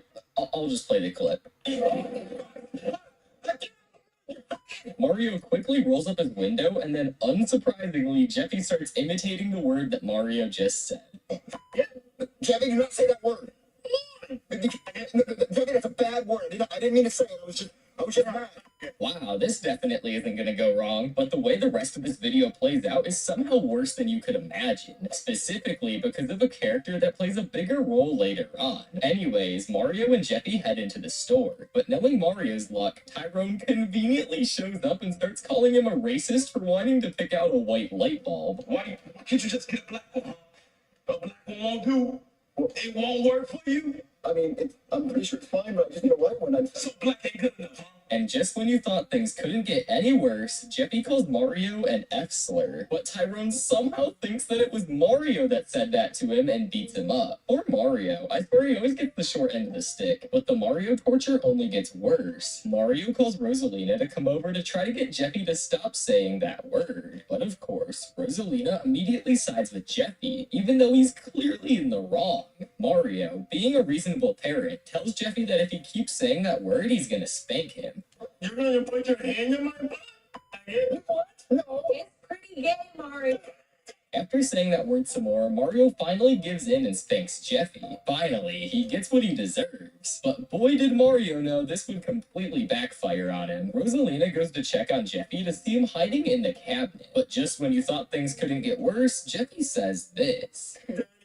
No, Jeffy. He just spanked you. He was very upset. No, he stuck his fingers in my butt and twirled them around and then sniffed them. Ah, great. So now Jeffy's blaming Mario for something he obviously didn't do. Rosalina puts Jeffy to bed, but when Rosalina leaves, Jeffy calls the police. Jeffy reports Mario for... you know what. Then, obviously, Brooklyn Guy comes rushing over. Immediately, it's pretty obvious that Jeffy did all this. So they all meet on the red couch, and Jeffy testifies what happened to Brooklyn Guy. And Brooklyn Guy believes him for some reason, just because Mario has a mustache? Now, Jeffy, tell the nice police officer exactly what happened. Yeah, tell me. Daddy raped me. Oh, really? I didn't know it was no. Mario explains his side of the story, but to make the Mario torture even worse in this episode, every single person sides against him, even though Mario is clearly in the right. And then Brooklyn Guy takes him off to jail. That's enough of this video. This is probably one of the worst, or should I say the best examples of Mario torture in SML. But what's objectively worse than Mario torture videos? Stinkin'. This video just sucks. It starts with the Skeeter Boys having Pizza Palooza when Cody brings up that Ken is stuck in his ass. Honestly, I'd expect nothing less from Cody and Timmy, so they decide to call a doctor to get it removed. At least it won't be as embarrassing as the last time I had to call a doctor about the rash on my butt. Oh, I forgot we're not Family Guy. I don't know why I thought there would be a cutaway there. Don't worry, that cutaway will randomly happen 5 more minutes into the video, for some reason. So the doctor comes and they try some interesting methods to get Ken out of his ass. Joseph then leaves, and I don't blame him, I would have left too. They finally remove Ken out of Cody's ass, but then they find out he's missing his head. So Brooklyn Guy instructs Cody to sit on the toilet and see if anything comes out. The only thing they got, however, were a bunch of random items that were stuck up his ass. Oh wait, look, there's his head. The video's over, right? Nope, we're just getting started. Oh, Junior, did you shit your pants? No. Well, something in this room smells like straight up fart and grape jelly. I actually hate this. They soon find that the smell's coming from Ken, obviously, so they go to make him a bath. Then we randomly cut back to the Family Guy cutaway they mentioned earlier in the video. Great. What the hell was that? Was it the cutaway I asked for a few minutes ago? Why was it late? They attempt to wash Ken, but that doesn't work, so then they try cleaning him in the washing machine, which also doesn't work. But finally, they get the genius idea to put him in the dishwasher. Isn't Cody supposed to be smart? You're telling me he can make a cloning machine, but he can't clean off a smelly doll? So Cody and Timmy take him to the spa to get clean, which obviously doesn't work. Hold on, let me smell. Oh, shit, he's so tinky. No, I can't help you. After that, they go to the couch and try spraying cologne on him as a last-ditch effort, which backfires because Cody is allergic to cologne. Junior starts doing TikTok dances to help out, which obviously doesn't do anything, but that was probably the funniest joke of this video. Basically, the rest of this video is just filler to get to 10 minutes, and it turns out it wasn't even Ken that was stinking the whole time, it was actually just Cody because he pooped his pants. This video is awful, but it's actually only the 7th worst SML movie. Coming in 6th is Jeffy's online school. The video starts with Jeffy wanting to play Hungry Hungry Mooses, while Mario is trying to get him ready for school. Mario goes to the door to see Jackie Chu telling him that they are starting online classes because of the cough. So Mario boots up his laptop and the teacher is pretty sus, especially after she asks Jeffy to leave so Mario can be alone for a parent-teacher conference.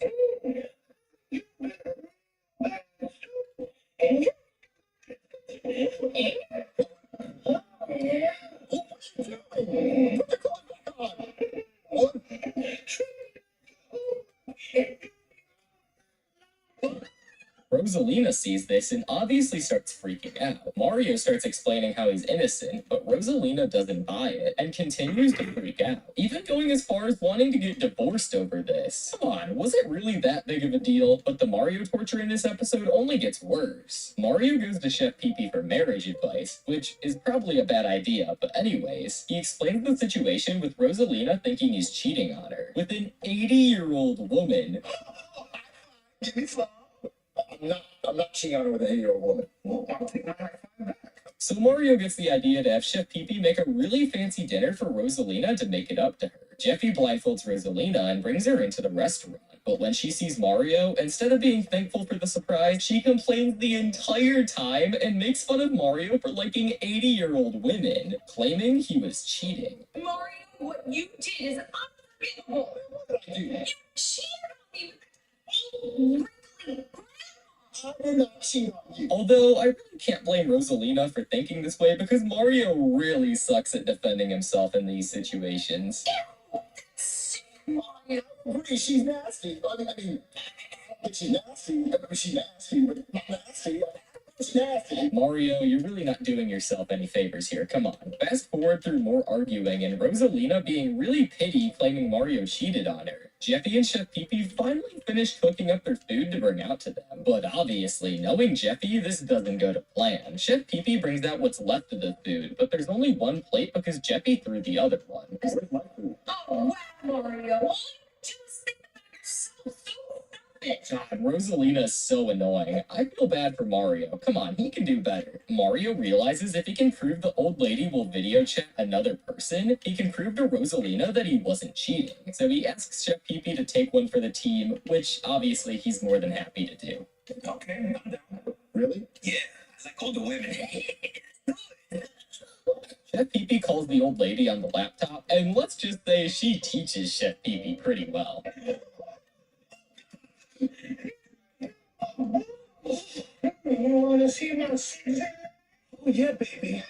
Oh, yeah. Jackie Chu then comes to the door and apologizes for sending them the wrong link to the Zoom class. He got his online class folder confused with his naughty old lady folder. And after this, Rosalina made it up to Mario like nothing ever happened. It all just goes to show how dumb this video was. 7 minutes of Mario torture for no reason at all. But unfortunately, it's only gonna get worse as we are now on to the top 5 worst SML videos of all time. Starting with Joseph the Millionaire. This video starts with Joseph leaving Junior's house because he didn't feel good, which is very unusual for Joseph. Because he's homeless, like where else is he gonna go? So naturally, Junior goes to investigate what he's doing for himself. Junior follows him into a bush, which leads to a slide that goes into a mansion. And while eavesdropping on a conversation, Joseph starts to show his true self. Oh, here's your towel, sir. Oh, it took so long. Need it. All right, sir, I'm sorry. I'll fetch you in a while. Joseph, obviously mad that Junior followed him, decides he can't really do anything about it and takes him on a tour of his mansion. It gets revealed here that Joseph's mom isn't actually dead, but then she decided to abandon Joseph and just give him checks in the mail so he could afford this mansion. It makes you wonder why Joseph has been acting poor for all these years. Because you guys will look at me as the cool friend, and it will only like me for my money, and then will come to my house and touch my stuff. I don't like when people touch my stuff. I'm pretty humble. Okay, that explains a lot. So Joseph continues to be a spoiled brat, asking for completely outlandish things, like boiling water to drink, which obviously backfires. Here's your boiling water, sir. Thank you, Josh. Finally, Joseph gets what he deserves, but he's only gonna start acting worse from here. They play a game of Giant Operation, and Joseph thinks it would be funny to punish Chives if he messes up in the game. Suck my butt, sir. That's not fair, sir. Oh, it is. It's a I hate bowling chives. Joseph is acting like such an asshole in this video. No wonder why this is one of the most hated SML videos of all time. Joseph then decides to torture Chives by putting him in a giant bowling ball. I don't even feel the need to talk about the rest of this video because it just follows a very simple formula of Joseph showing off a cool part of his mansion, then him torturing Chives and being absolutely insufferable. At least I can give Logan some props here for filming in a different location for this one, but it doesn't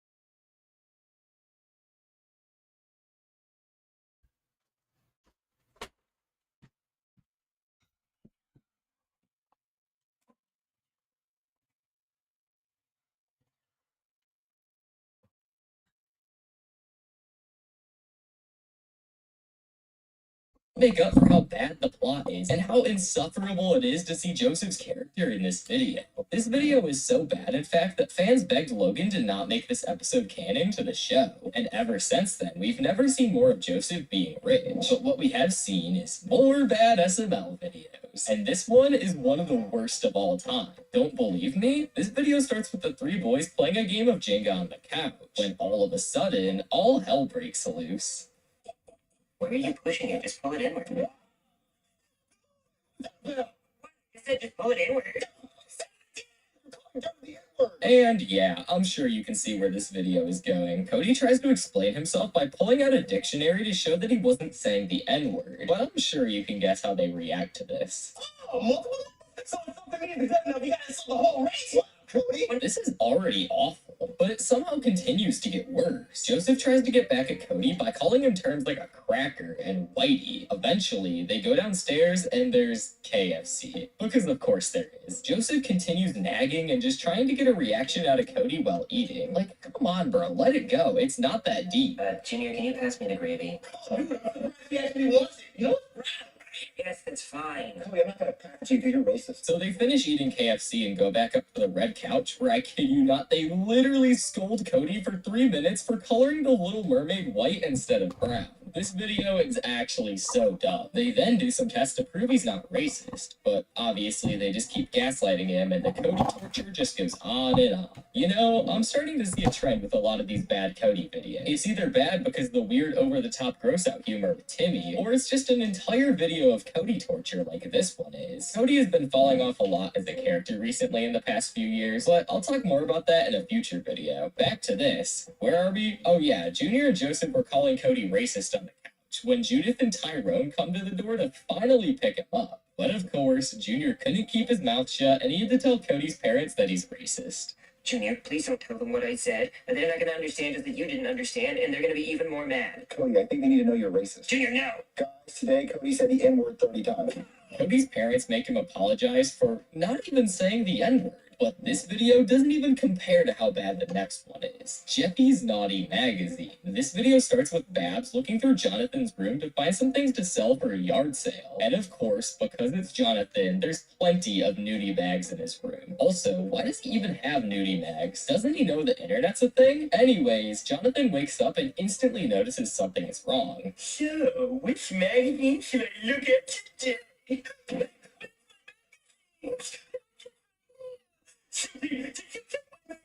Meanwhile, Junior, Joseph, and Penelope check out Babs' yard sale. And can I just say, the blurring of this video is really annoying. As a YouTuber myself, I understand that you have to clean things up for YouTube sometimes, but there's no way he could have just made this video and thought he wouldn't have to blur the Playboy magazines.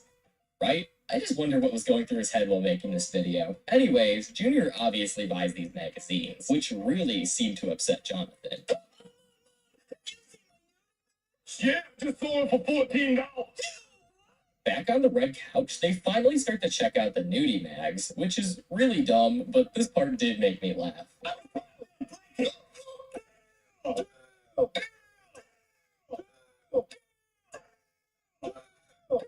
Jeff Peepee takes a magazine as payment to not tell Junior's dad what they're doing. Wait, this is weird. Wasn't the title of the video Jeffy's Naughty Magazine? We haven't seen Jeffy for the whole video. Oh, there he is. 5 minutes into a 10-minute video. Well, at least now the plot's finally gonna start to focus on Jeffy now, right? Nope. Jeffy literally leaves a minute later and never appears in the video again. Hey, this title's a little misleading. Meanwhile, back at the yard sale, Simmons comes to shut down Babs' operation. Oh no, Mr. Ossifer, I don't have no biscuit license. I guess you're gonna have to take me in the back of your cop car and bend me the hell over. Right away, man. I can't say I expected any less. Back at the SML house, Jonathan comes to the door having a suspicion that Junior and Joseph took his nudie mags. He eventually feels their hand and they're sticky, which I guess is enough proof for him to barge into their house and take back his nudie mags. This video really sucks. But the video at number 1 is undeniably the worst SML video of all time. But before we get to that, let's talk about number 2. Cody's birthday. This video starts with Junior and Bowser playing a tabletop game of soccer on the couch.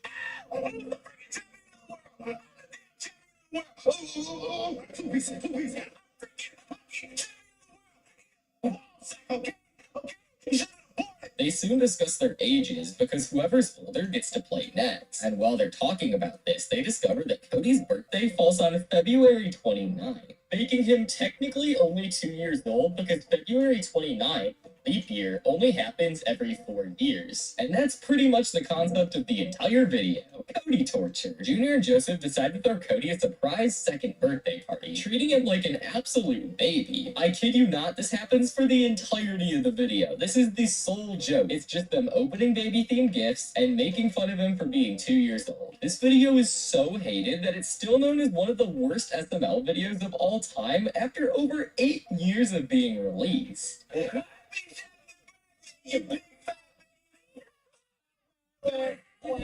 Daku dock them, yeah, I was the knight in shining armor in your moon.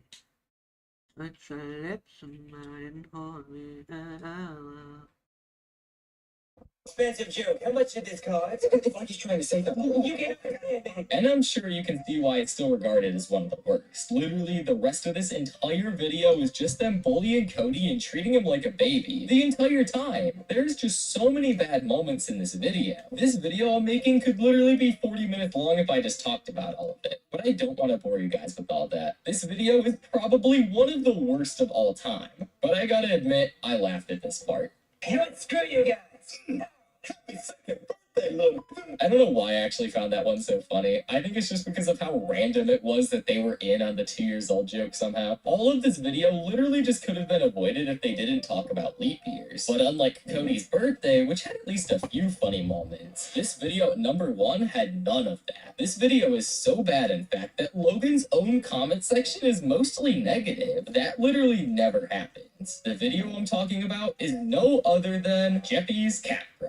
The best SML video of all time, if you're on every drug in existence. This video starts with Cody bringing his cat named General Grievous, which would probably die if you sneezed on it. So the cat is about to throw up when Jeffy decides the genius he is to catch it with a plate. Guys, he's gonna throw up. Quit getting active or something. He's gonna throw up. And I just say, this cat throw up looks absolutely disgusting. Why did they think this was a good idea? But just when you thought things couldn't get worse, Jeffy decides to take the cat throw up and show his daddy. Jeffy brags about how he caught the throw up and calls it his best friend. Later that day, Jeffy takes his new best friend, the cat throw up, to school, where we get this iconic moment. Ew, why do you have cat throw up? Because I can. I call it. Hey, Jeffy, I have a case at home. Can I have some of your spinach dip? That's not okay. Cat throw up.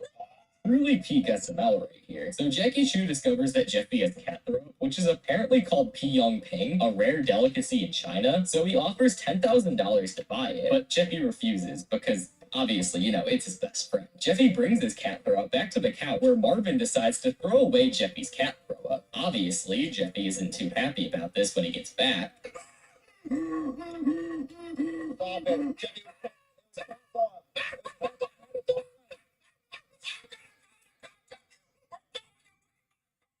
So Brooklyn Guy comes and tries to figure out what happened. Once he gets caught up, he gives Marvin 1 hour to replace Jeffy's cat throw up, or Marvin will be arrested. Marvin, knowing he can't do this himself, he calls Brooklyn Guy to help him. And what you're about to watch is pretty much the result of what happens when Logan's uploading 3 videos.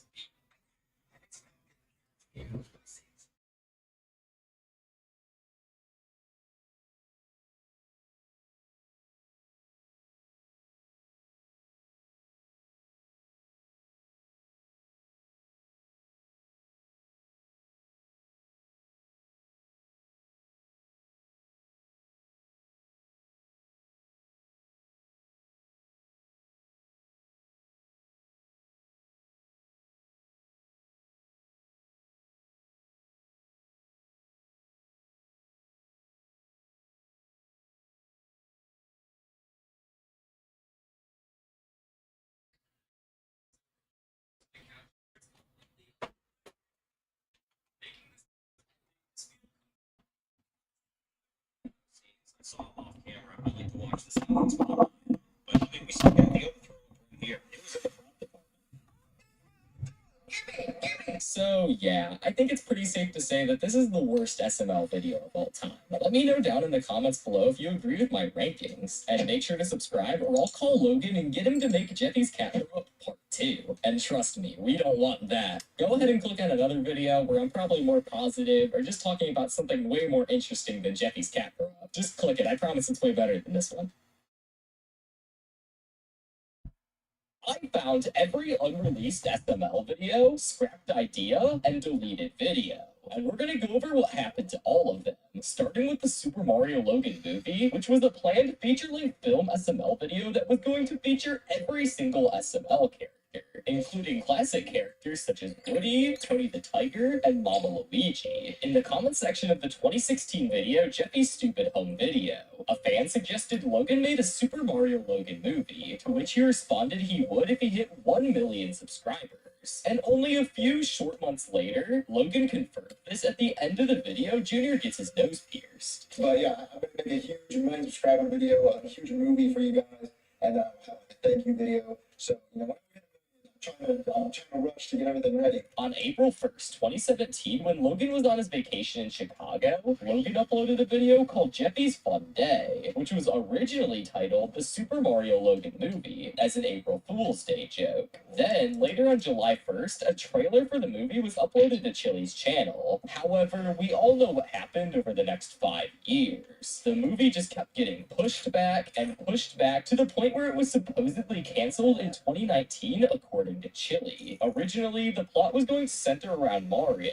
and have Nancy as the villain. Nancy hires the lone dolphin and Screwball to drive around in an ice cream truck to kidnap Jeffy, but they end up accidentally kidnapping Mario instead, which sounds all too familiar to the plot we had in Jeffy's 18th birthday, which supposedly serves as the replacement for the Super Mario Logan movie, having essentially the same plot. It's kind of sad that the movie was teased for quite literally half a decade and then got watered down into a 30-minute version of itself, featuring way less characters. But I'm just happy that we got anything at all because the movie was already in development hell, with the cease and desist letter and the fallout with the voice actor of Mama Luigi, Zeke. But whatever happened to the scrapped video, Jeffy's Secret Room?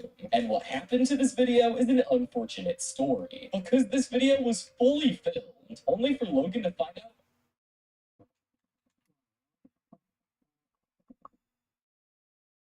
the Nintendo cease and desist letter while editing. This video contained the Mario plushies, so he decided to just scrap the video entirely. But whatever happened to the scrapped video, Jeffy's Secret Room? And what happened to this video is an unfortunate story, because this video was fully filmed, only for Logan to find out about the Nintendo cease and desist letter while editing. This video contained the Mario plushies, so he decided to just scrap the video entirely. Unfortunately, Logan couldn't just refilm the video with the human puppets, as this video was filmed away from the SML house in the Sweet Escape Mansion in Orlando. Not all hope for this video is lost, however, as Lance uploaded the behind the scenes for Jeffy's Secret Room on his channel despite the video being scrapped. And honestly, I'm pretty sad that we didn't get to see this video.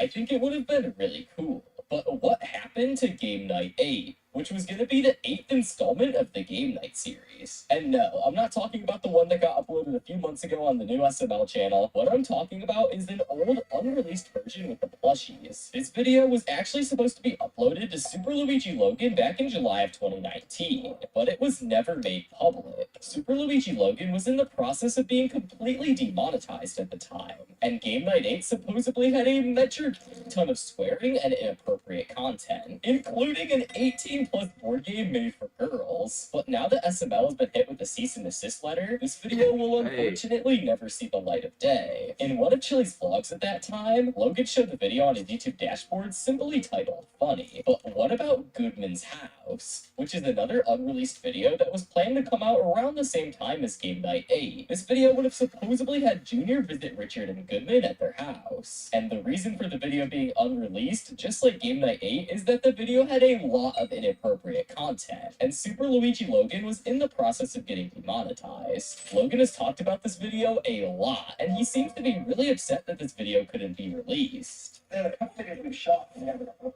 yet. Like we've all did Goodman's House 2 years ago. We did Richard's House 2 years ago. So it has so much custom that we got demonetized before I uploaded. Believe it or not, there was a new game night we filmed a year and a half ago.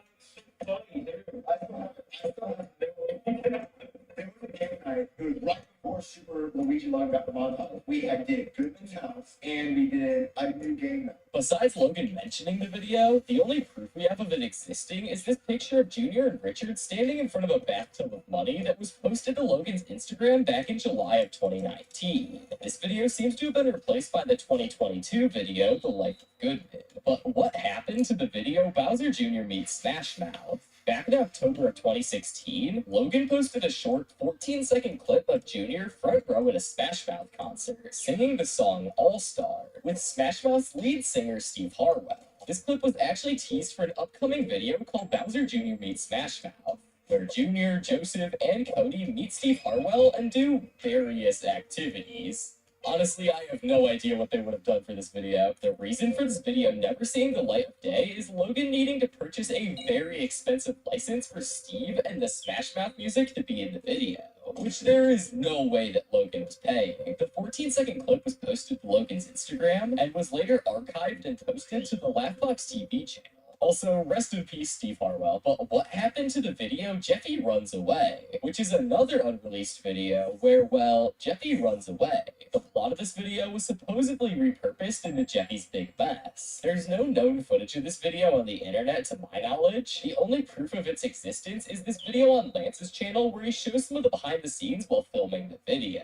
But now, we're on to the scrapped SML ideas that were heavily talked about by Logan and teased to the fans, but something went wrong in production, so they were never fully made. Starting with the most interesting one, Precious's superpowers. In August of 2019, Logan released a video called Precious's Pillow Fort. And for those who don't know, Precious is Logan's childhood cat that passed away in 2021.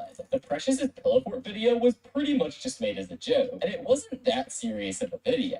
But for some reason, it absolutely blew up and reached the trending page. Actually, it did just reach the trending page. It was #1 on trending not even a day after it was posted. A couple days after the Precious's Pillow Fort video was posted, Chili posted a vlog called 100K likes for SML movie Precious the Rapper, to where the video got over 100,000 likes in just a day. Following the promise, Logan uploaded Precious the Rapper a few weeks later, which also somehow trended #1. Chili posted behind the scenes for Precious the Rapper on the same day. However, she titled the behind the scenes on that video 500K likes for SML movie Precious's superpowers. And against all odds, the video only got 600,000 views. I highly doubt any of Precious's superpowers was filmed, or even brainstormed. I'm almost 100% certain that Precious's superpowers was only a joke made by Logan and Chili trying to find out how much they can milk the Precious situation. But hey, it's a pretty funny story. But whatever happened to the video Chef Pee Goes to New York, which is a scrapped video that was supposedly brought up by Logan during one of WH Dude's SML live streams. This video would have had Chef Pee sneak off into New York to get some time away from Bowser and Junior.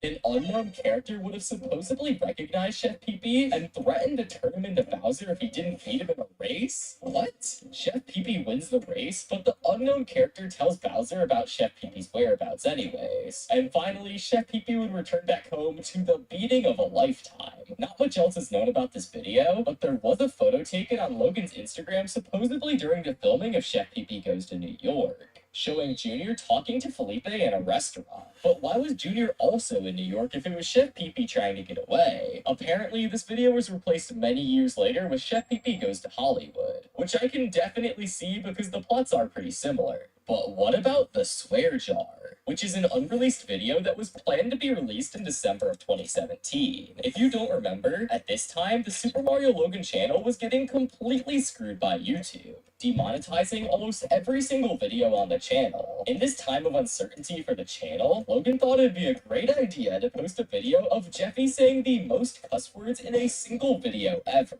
Trying to get Jeffy, Mario and Rosalina would give Jeffy a swear jar, and anytime Jeffy swore, he would have to put money in the jar. And since Jeffy loves money, he proceeds to stop cussing at some point, but not before saying the most cuss words ever said in a single video ever. Logan said this video would have completely ended the character trait of Jeffy swearing when he was mad.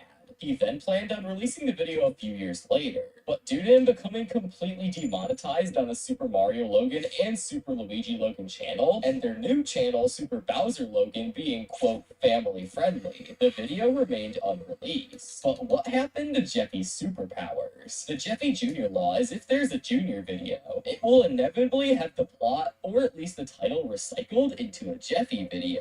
Back in 2016, Logan released the video Superpowers, and later released Superpowers 2 in 2017. Both of these videos had Junior in the game gaining superpowers and doing some stupid things, like flying a kite into a thunderstorm and microwaving themselves in part 2. In a reaction to the video Jeffy's Mistake, Logan said that they would make a Jeffy Superpowers video. So I'm going to be making a Jeffy's Superpowers video of Superman. We just never got around to it.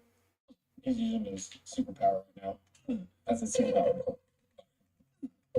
However, it's now 2025 and there is still no Jeffy Superpowers video. The main reason for this video not being out today is them not being able to film a scene where Jeffy stops a train and overall the effects being difficult to film. But definitely Jeffy's Superpowers. I want to do it, but it's a film scene that you can't predict to get it, and it's dangerous to get it. Anyway, we are eventually going to make the Superman video with Jeffy. Here's how dedicated I am and how I am not so cheap when I film my videos. I can give you the Superman video tomorrow, but it's gonna be really crappy. Or I can get my vision, and that's what's held us. I've been wanting to do it for almost 2 years, but we haven't done it because there's this train scene that I want. And it involves us going on a train track with an actual train, and it's not illegal. This was supposedly the only known photo while filming. And this might just be me, but for some reason, I find these photos from the filming of unreleased videos to be quite unnerving. I honestly couldn't tell you why. But what about Chef Pee Pee Quits Part 7, which is the cancelled final episode to the Chef Pee Pee Quits series? The plot of this video was never confirmed, but most believe that Chef Pee Pee was going to become a boxer because Logan said he was looking for a boxing ring for the filming of this video. Not much else is known about this, but Logan did confirm that it was cancelled in one of Lance's vlogs during May of 2020, due to them not filming in the old house anymore. Many believe that D-Money was going to make an appearance, and possibly bought Chef Pee Pee, assuming the plot is true. But what about the cancelled series Black Yoshi's Family, which was teased at the end of Black Yoshi and the Birds episode 7? The main excuse Logan had for this series not being made is he couldn't find an official Red Yoshi plush. Later, a fan sent Logan an official Red Yoshi plush in one of Chili's fan mail videos, but this was years later, long after the series became extinct on the channel. With the cease and desist letter and Black Yoshi devolving into your boy Dougie, it's safe to say that the series will never see the light of day. But whatever happened to Luigi's Mansion Episode 9, which was intended to be the last part of the Luigi's Mansion series, but it didn't release due to Logan moving out of the old house and into the apartment, and of course because of the death of series videos. Apparently, the plot would have involved Luigi and Bowser bringing Chef Pee Pee back to life, and they encountered King Boo. Okay, to be honest with you guys, I've never watched the Luigi's Mansion series, which is kind of weird because I really like the Luigi's Mansion games. But what happened to Bowser Jr. Goes to the Mall, which is well known around the community as an unreleased video. Yet, very little is known about it. The only information Logan has given out about the video is about how Bowser Jr. would have gotten in trouble at some point and hidden some clothes. Pretty mysterious to say the least, but it's safe to say that no information about this video will be given anytime soon. But now, we're on to the videos that were so bad that Logan literally deleted them from the SML channel. And these 3 videos by far are the most extreme ones. Starting with the most recent one, Cody's Hot Dog Restaurant, which was uploaded January 17th of 2024. where after only a few months of being uploaded, it got hit with demonetization and age restriction. And Logan, having a very bad history with YouTube, having multiple channels demonetized in the past, took the smart route and decided to completely delete this video from the SML channel, which was definitely the correct choice of action. Suck me. Man, Timmy, business is booming. Timmy, don't choke on the bad Timmy. And shortly after it was deleted, it was re-uploaded by SML Reupload. But what happened to Jeffy's Kids? Jeffy's Kids is an outright disgusting, borderline Elsagate type video that was uploaded in December of 2017. This video heavily contributed to the original SML channel being demonetized, and it had a lot of inappropriate content. Like Brooklyn Guy literally eating the Cheerios from Jeffy's Cheerio box and calling it Afterbirth. Mind you, this channel's main audience is children. This video ended up getting age restricted only a couple hours after its release, but Logan was so proud of this video that he re-uploaded it over 3 different. Have you ever wondered what were Michael, Trevor, and Franklin doing before GTA 5? Well, I did, and I did some digging, and the lore and backstory surrounding them was actually more detailed and interesting than I ever thought it would be. How did Franklin meet Lamar? How did Trevor meet Michael for the first time? All of these details will be revealed in today's video.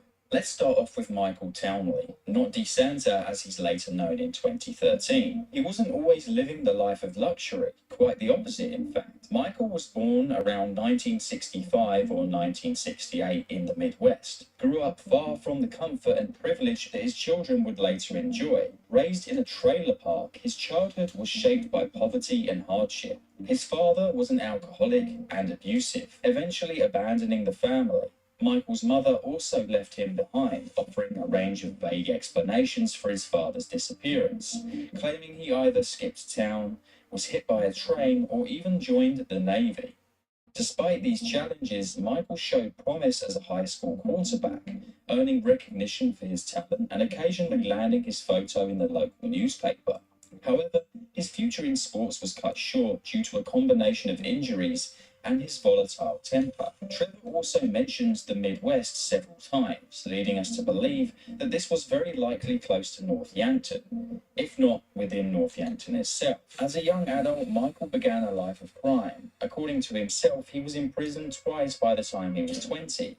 While in prison, he learned many skills, including how to use a tattoo gun by tattooing his name on his cellmate's buttocks. He committed his first robbery in 1988, where he managed to steal $10,000 from a small business on the outskirts of Carcer City. Bro, what was your first bank score? 88, outskirts of Carcer City. Took a small franchise for 10G. Yeah, things were easier back then.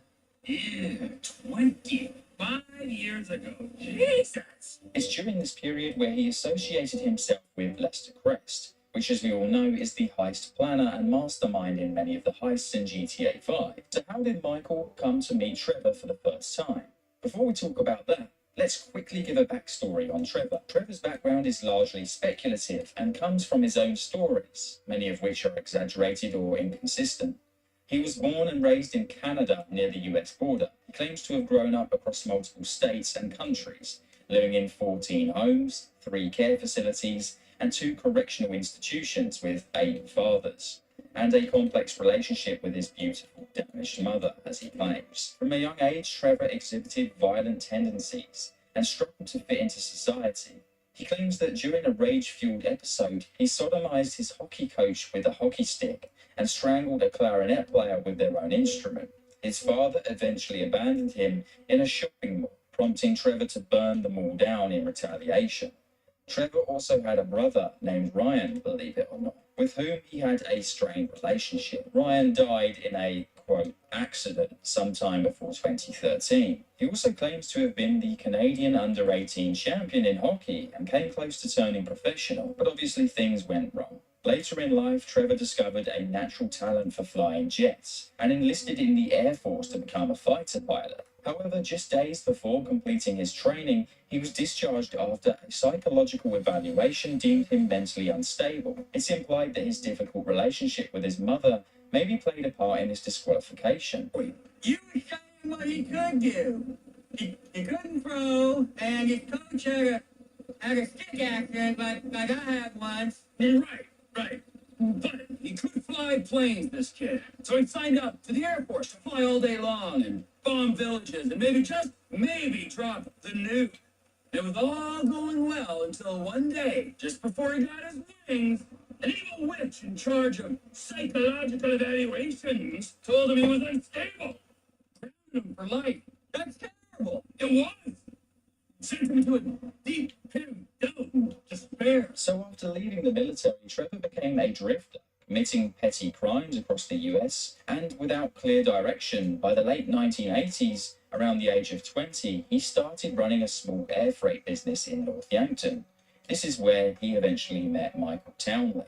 So let's track back to how exactly Michael and Trevor met. Michael first met Trevor Phillips while smuggling cargo across the border. As Trevor waited for his unknown contact, he noticed 2 dust trails on the road, even though he only expected to be meeting one person. Michael stepped out of the first vehicle, while an older civilian emerged from the second. It turned out that Michael had carjacked the man and, in an attempt to make a quick getaway, sped towards where he was supposed to meet Trevor. As the civilian tried to alert Trevor as to what had happened, Trevor responded by brutally killing the man with a flare gun, shooting him directly in his eye. I get close to the old guy and I pull out this flare gun I'm carrying around, squeeze the thing off in his eye. Shit, that was horrible. We had to pick up the body and dump it in a lake on the way. Thing was still burning in his head when we dropped him. Plane never smelled the same. Both of us threw up when we landed. It was quite a baptism. You ain't never clapped nobody before? Not really. Some deer, foxes, drifters. Nothing serious.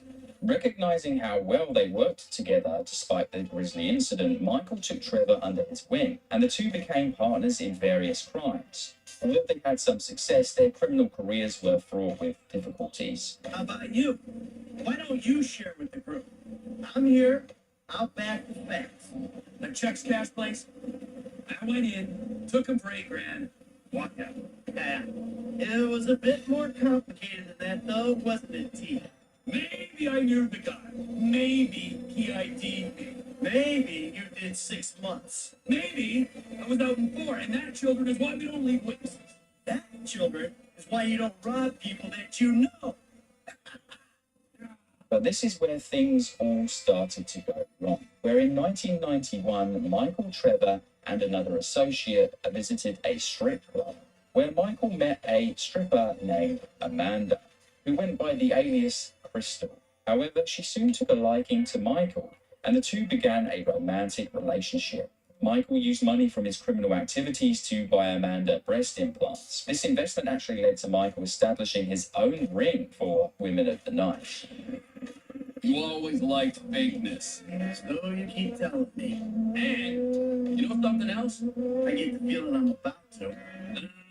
That's why you married a stripper. You like people who do things for money. No offense, I mean to you or the lovely Amanda. Oh, none taken. A few months into their relationship, Michael and Amanda married, eventually having 2 children, Tracy and Jimmy. They lived together in a trailer park in the Midwest. As Michael's family grew, his priorities began to shift, and he started questioning the dangerous criminal lifestyle he was leading. Trevor, however, saw these changes as a sign of weakness, and this is where things really began to fall apart. And they lived happily ever after?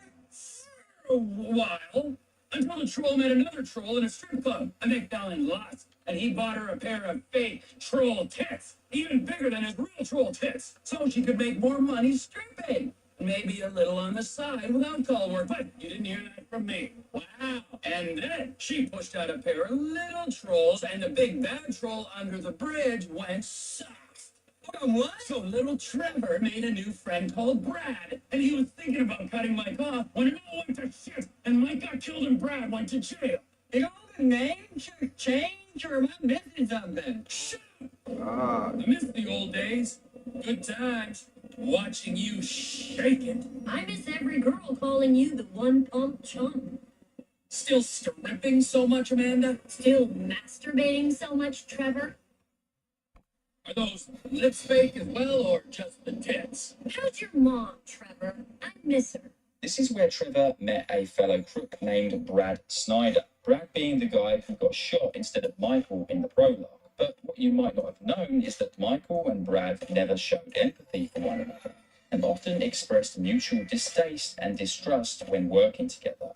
They didn't like one another, and by the sounds of it, Trevor kind of agrees, and so did Lester Brest. Bustin' Brad out of the clean. Okay, I'm gonna stop you there, T. Some things are just better left alone. Brad's not he's part of the crew. Crew's more than the sum of its parts, and he was a pretty shit part. He is a pretty shit part. And that's only because he's in jail. No, is shit because he's lazy, predictable, mean, and stupid in respect. He's changed, all right? He writes now, emails. He's educated him.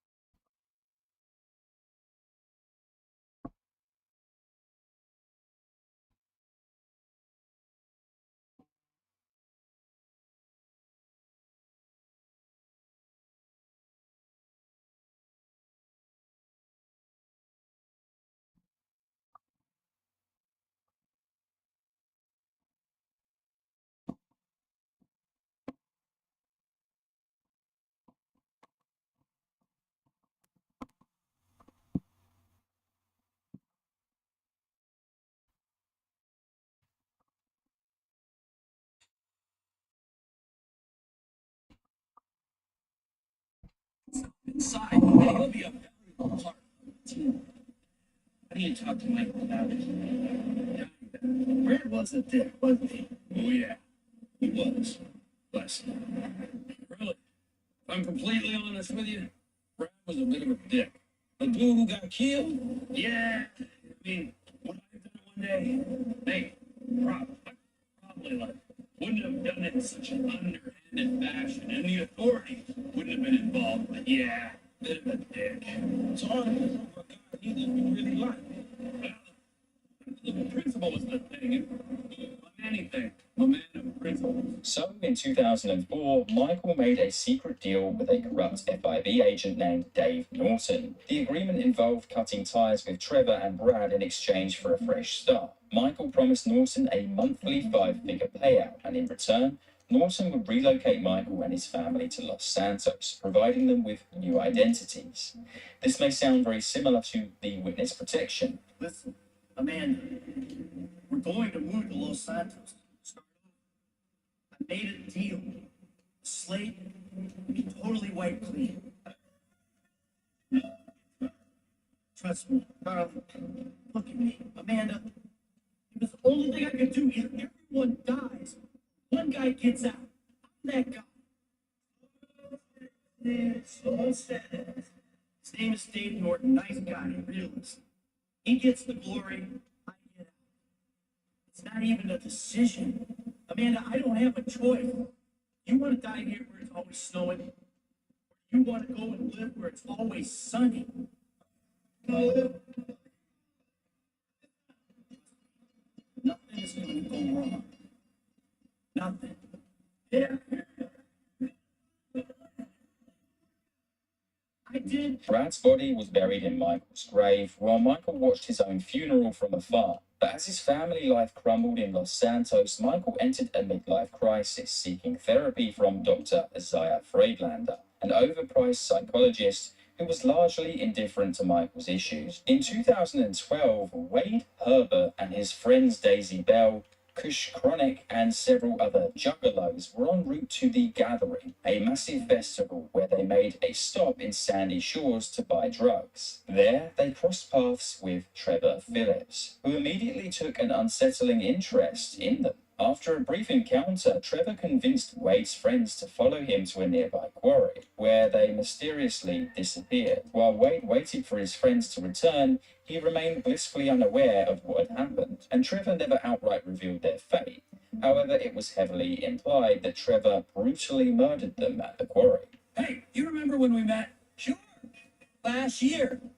I took on the lake in the gathering with Daisy Bell and just trying, and you stopped in Sandy Shore to get lit, and you met a dealer, and he looked after you when your friends had abandoned you.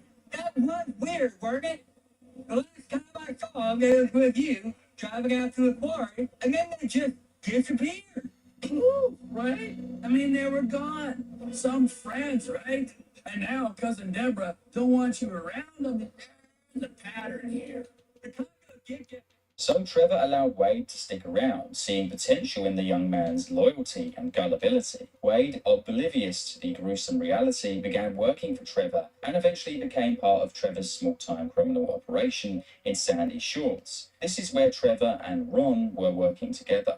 So we've discussed Michael and Trevor, but of course the last remaining character is Franklin. Franklin is interesting in this regard because, well, what do we actually know about Franklin before GTA 5? Franklin Clinton was born in South Los Santos, San Andreas in 1988, and he spent most of his life navigating through the streets of Los Santos. Raised in an environment steeped by gang culture, Franklin became a gangbanger at a young age, joining the Chamberlain gangster families alongside his best friend Lamar Davis. Together, they committed small crimes to make a living, such as carjackings and petty thefts. Franklin, Lamar, and some of their friends then decided to split from Forum Drive, forming the independent Forum Gangsters. Franklin's early life, however, was fraught with hardship.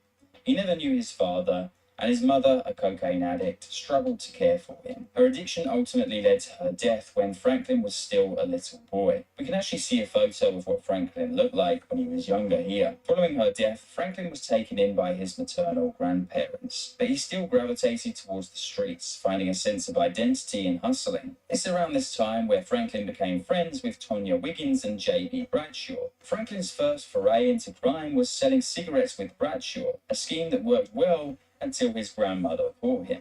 After his grandparents passed away, Franklin moved in with his aunt Denise, inheriting a house on Forum Drive. He attended Davis High School with Lamar, Tanisha Jackson, and Tonya, but his temper got the better of him after he was expelled for assaulting a teacher. As he plunged deeper into gang life, he became a street dealer, a gangbanger, and committing various crimes with Lamar. And so, in 2013, Franklin's fortunes began to shift, where he and Lamar started working for Simeon Yetarian, an Armenian businessman who ran a shady car dealership. Under the guise of selling cars, Simeon used the dealership as a front for loan sharking and extortion. When clients inevitably defaulted on their loans, Franklin and Lamar were tasked with repossessing the cars, pulling them further into the criminal underworld. However, this is what ultimately led Franklin to meeting Michael. So you could say that it was either a good thing or a really bad thing. Man, what about you and Frank? Oh, hell no, homie. It ain't like that. We ain't like y'all. You know, niggas don't get out like that. I mean, one time we was both fucking this bitch and I was about to go in and we kind of like touched dick. It wasn't even like a slap or nothing. I mean, man, it was like almost like a brush, you know? I mean, it wasn't nothing, homie. It wasn't even like awkward or nothing. Don't tell nobody. That's Frank. Russian cocks in an orgy. It wasn't no orgy. Fuck, man, that was a three-way. Nah, we ain't meet there. Nah, wait, that wasn't Frank. That was JB in the three-way. Frank ain't into that. And he smoked crack now. JB, I mean, not Frank. So there you go. Actually, man, you know what? I don't care where you and JB met or you and Franklin. It was at school, motherfucker. Davis High. Me and Frank was always tight. Lanky and fatty. We was slanging together, then we was banging together, then we back to slanging. That's a young man game, you heard me? Yeah, I heard you. But I don't really care. What I found particularly interesting about this research was finding out about Michael and Trevor's past particularly, and how exactly the two came to meet. I hope you guys have enjoyed this video as much as I did researching it and putting it all together. If you guys want to see more topics like this discussing characters in the GTA universe, then let me know in the comments down below. And I'll see you guys in another video very soon. Adios. There's no wrong way to play a video game, but Rockstar definitely didn't expect you to play GTA 5 like this. Just using intended mechanics, it is possible to break the story of GTA 5, doing things that should not be possible. I have spent years finding the best examples to show you today. The mission meltdown sees Meriwether attack Amanda and Tracy, with Michael barely managing to keep them alive. At the end of the mission, Michael understandably sends his family away so they can hide out until the heat dies down. I asked Amanda and the kids to move out for a few days. They came after my family. Strangely, despite the need to lie low, Amanda is still perfectly willing to come back to their house for a round of tennis. Tennis, come on, let's play. After the game, of course, Amanda disappears and presumably goes back into hiding.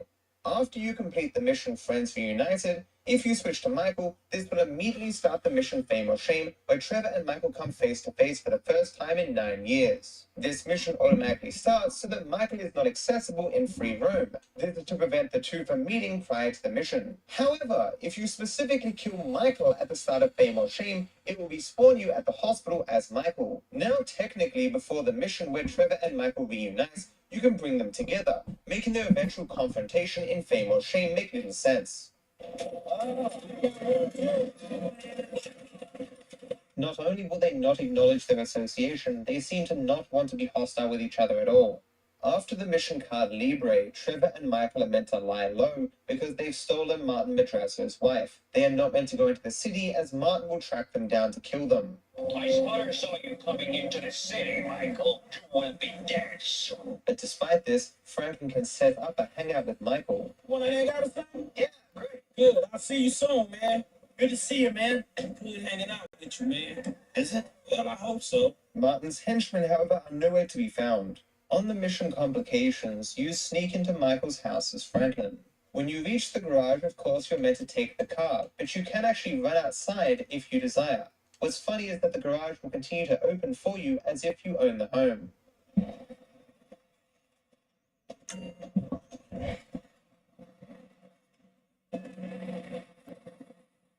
At the end of the mission Friends Reunited, Trevor gets to Los Santos, but he has yet to confront Michael or even meet Franklin. Despite having not met Franklin, if you use Franklin during the day to shoot rockets at Trevor's safe house, Trevor will text message Franklin asking him to stop. This of course makes no sense in the plot, for how could Trevor have Franklin's number?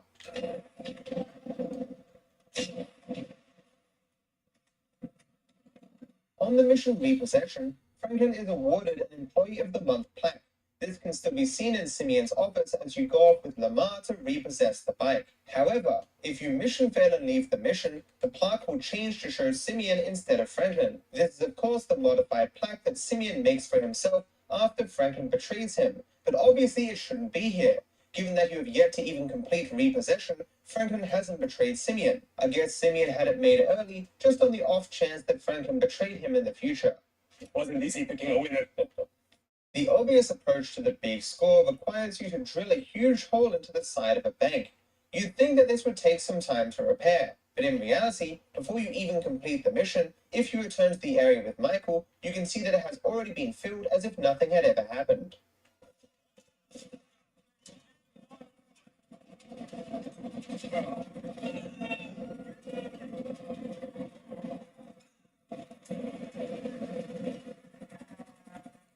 During Fame or Shame, Trevor reunites with Michael, but he has not met Franklin at this stage.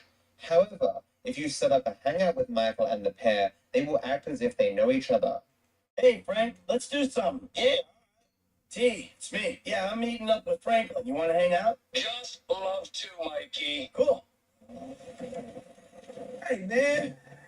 Let's go. Ladies, let's go get our nails done. So what were you two like when y'all was kids? Well, Michael always was a bit of a pussy. Yeah, Trevor was always a lot of a psycho. This is fun. Enjoy yourself. I'll tell you, kid. Whatever you take away from our time together, I'll take away this. You both hate me. You both do. I see it now. Oh, man, no, we don't. Nobody hate you, man. That ain't true. It's good hanging out, gents. For real, man. See you soon. Just like old times, Mikey. On the mission friend request, Michael watches a live presentation where he then takes out the CEO. The illusion of it being live is shattered if you wait until nighttime before going to Michael's house to watch the presentation. Despite it being nighttime, the so-called live presentation will still be showing in the day. Oh, Jesus. Oh, As I'm sure most of you know, after you complete the first assassination mission, Franklin gets a new home. However, this does not occur until after you receive Lester's phone call, so it is possible to get inside Franklin's old home before the call can initiate. It's done. Good work. All right, well, shit, let me know about the next thing. To live there for tax purposes, so some guys are moving your stuff in. Oh, shit. Hey, it's yours. Enjoy it. 3671 Wispy Mound Drive. Obviously, those guys are very good at their job. Now that Franklin is in here, he is locked in, unless of course he dies or you switch character. It is possible to do the mission long stretch very early in the game, but you can actually leave it until just before the Blitz play heist if you really want to. This means that it is possible to do it after Franklin has already moved out of the house with Aunt Denise, making the cutscene dialogue no longer make sense. I mean, what the hell going on here? Wait a minute, Franklin, what are you doing here? I live here. This half my house too. So you say?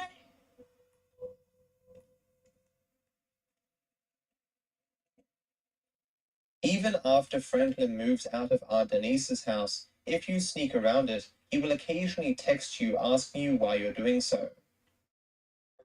Additionally, if you fired rockets at this old safe house, Franklin will text you and respond as if he still lived there. During the jewel store heist, Michael and his crew break open a bunch of cases and steal a bunch of jewelry. At the end of the heist, once you've lost the cops, there is no fail condition for going back to the jewel store to see your handiwork. Finally arriving back at the jewel store, the alarms will still be going off, but the entire jewel store will be restored. The cases will now be bulletproofed and they'll be completely restocked and repaired. At the end of the mission card Libre, Trevor drives away with Michael and Patricia to go into hiding, and you are forced to switch to Franklin. However, if you use Franklin to return to your previous location, Trevor and Patricia will be gone, and Michael will be driving around by himself. Hey, man, weird seeing you here. We can get a drink or something? Hey, right now, dude. See you soon then, man. It is possible for Trevor and Michael to meet before you even complete Trevor's first mission. This is achieved by first going into the mission Mr. Phillips with autosave on and skipping through the cutscene to get access to Trevor. You then go to the ammunition and buy something to trigger an autosave. Then by loading this autosave, the game takes you out of the mission and tries to put you into free mode as Trevor. However, as Trevor was not unlocked before the mission, the game gets confused and loads for a very long time before eventually giving you control of Michael. Your character swap wheel will now show Trevor even though you cannot switch to him, but more oddly, if you walk away, Trevor will also spawn. You getting off on this, little man? Trevor unfortunately doesn't acknowledge Michael, but this can change if you switch to Franklin and drive to their location. Making sure to only get close to Michael, he will offer a hangout which should be declined. Hey, man, sorry. See you soon. Hope you don't also watch me sleep. Want to grab a beer? Trevor will now not only acknowledge Michael, but he will also offer him a hangout. Unfortunately, whether or not you accept, Trevor will just walk away. Now there's a plan. You go grab us a ride. Following him will have the same result that following any of the main characters always does, which is pretty funny given that this save puts you back before Mr. Phillips, so Trevor technically shouldn't know Michael is alive. Are you following me, cowboy? I think I liked you better when you hid from me, buddy. Fuck off, Mikey.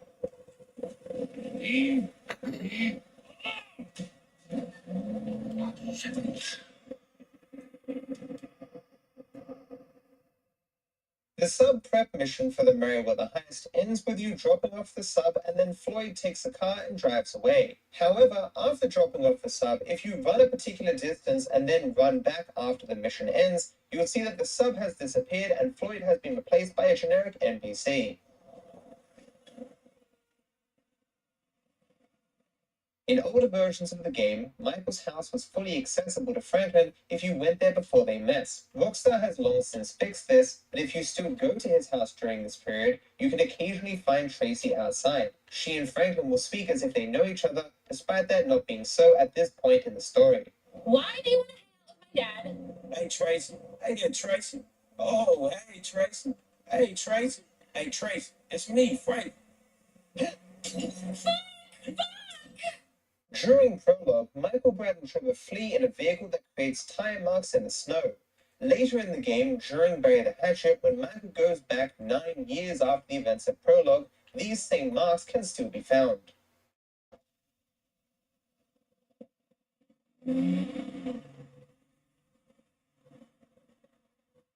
On the Polito score setup, you are tasked with attracting the bank's attention by triggering the alarm. Oddly, the game considers you to be able to attract attention in the wrong way. Even more strangely, once you trigger the alarm with the bullets, you can freely use an RPG against the bank, and it seems the bank no longer cares.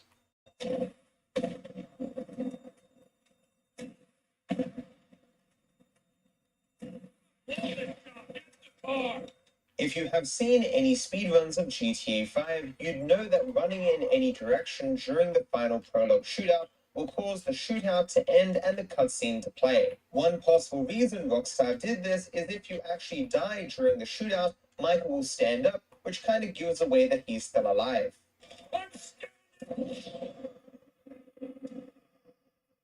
At the end of Monkey Business, Trevor tearfully lets Patricia go, while Martin shows clear fear of Trevor. It seems this fear extends to his guards, as they will not do anything hostile to Trevor, regardless of what he does. Why, oh, why weren't you drowned at birth? Oh, by the way, that's entirely your fault, you dumbass. On the mission Mr. Phillips, during a cutscene, Trevor apparently kills Johnny. Despite this, if you shoot him after the cutscene ends, you will get a kill confirmation effect, suggesting he wasn't dead at all. Although, this effect actually isn't present if you scare off Ashley before you shoot Johnny.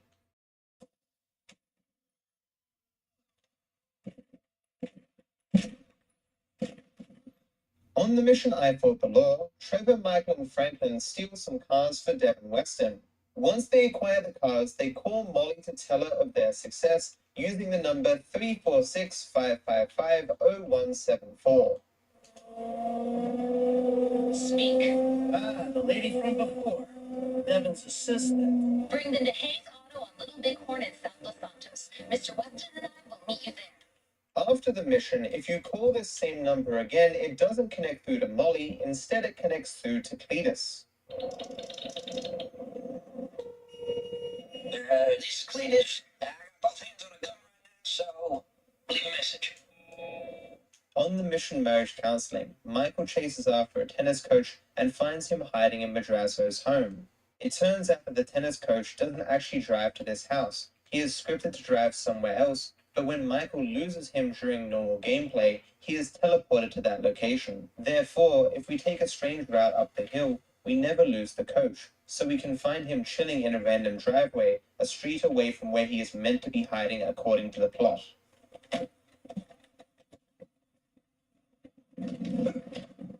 He acts just like a normal NPC. You can even bring him down to where the confrontation is meant to take place. Of course, the mission doesn't progress because you have to bring down the white truck. Also, if you harm him in any way, the mission fails. The tennis coach wasn't actually going to a random house. He was going back to his house, which is across the road from Madrazzo's house. You can tell this is his house because of the various different tennis-related implements scattered around. And I don't know if it means anything, but there is some pornography out the back. On the Bureau raid, you have the option to pick the cheap and less skilled gunman Norm. Ah, Norm.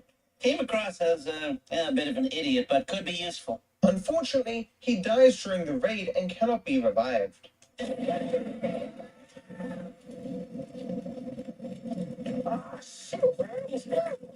Except, if you fail 3 times and skip over the scene where he dies, he actually survives to the end of the mission. This is clearly not intended because the game will get confused and call Norm Packy for the rest of the mission, playing the dialogue that occurs when everyone survives as a result of you picking the more skilled gunman.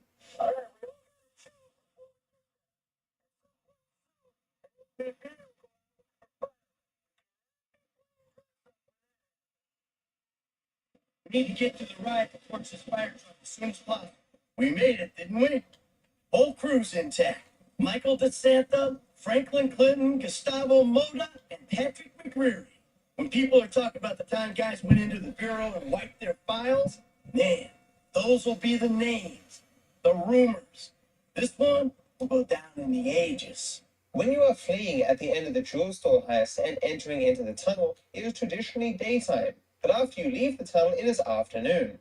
Obviously, you are not in the tunnel long enough for this to make sense, but there is a trigger in the tunnel to change the time of day to 7:20, regardless of what time it was when you entered. Using the speedrun map that avoids entering the tunnel enables us to see this change.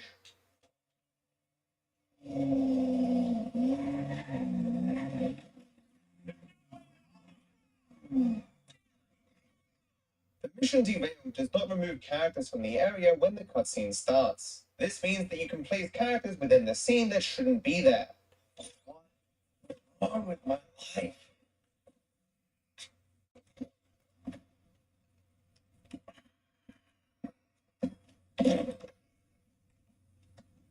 About?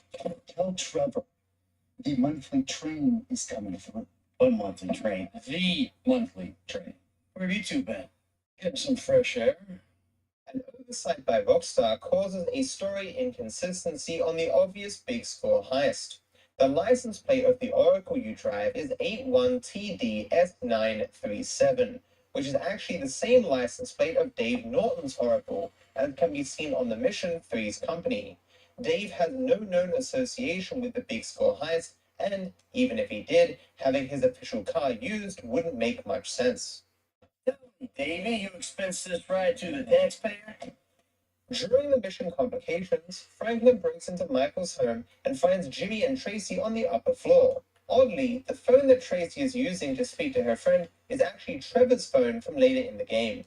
Well, the other day, I walked in on him, and he was jerking off over pictures of my friends. No, not you. The hot ones, Lauren and Lisa. No, I didn't mean it like that. You're beautiful and interesting. It's just that, guys they just don't get you. Hello? Hello? Fuck. Whatever. Bitch. On the mission The Third Way, Michael goes to take out Stretch at a basketball court, who is busy showing images on his phone to his friends. This wouldn't be unusual, except it appears to be Trevor's phone. Only pair of bitches that Stretch tolerate are the ones that worked his pole last night. That's bullshit. You want to see? I'll show you right here, nigga. Watch. Y'all like that, right? Yo, that's some fucked up shit, my nigga. Check that out. Hey, is that 2 pieces or is it 15, man? That's a lot of meat. Oh, shit. Yeah.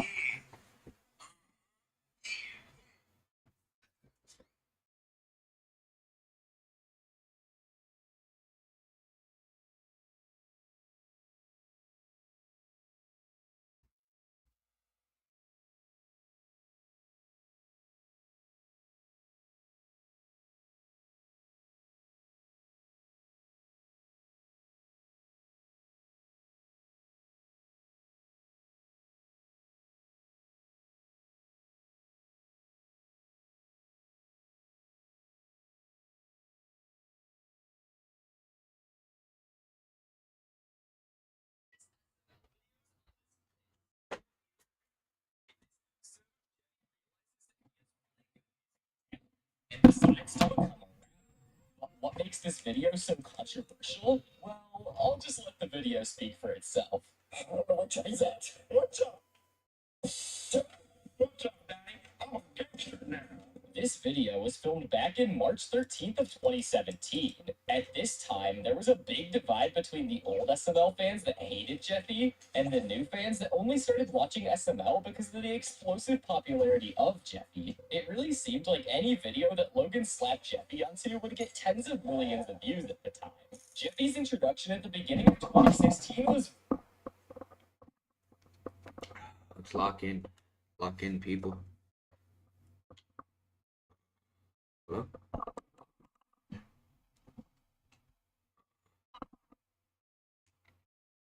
There we go. Okay.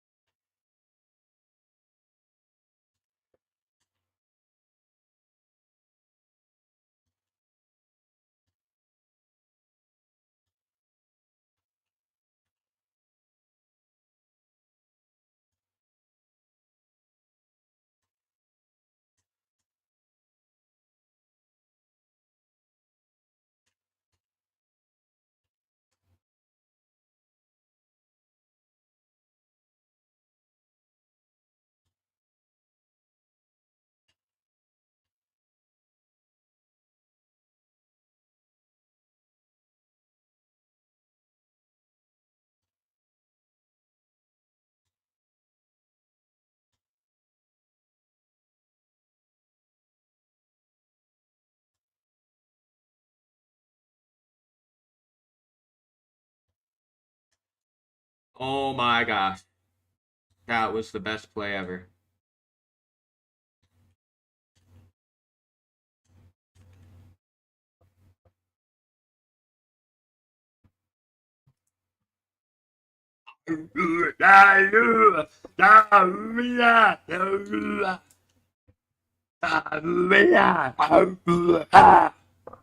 Ooh, ah, but I got. Oh, ah.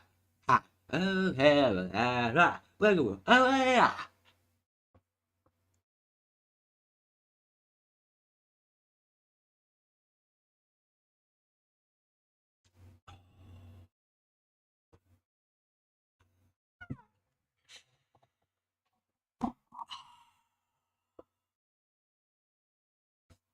Thank you. Thank you, God.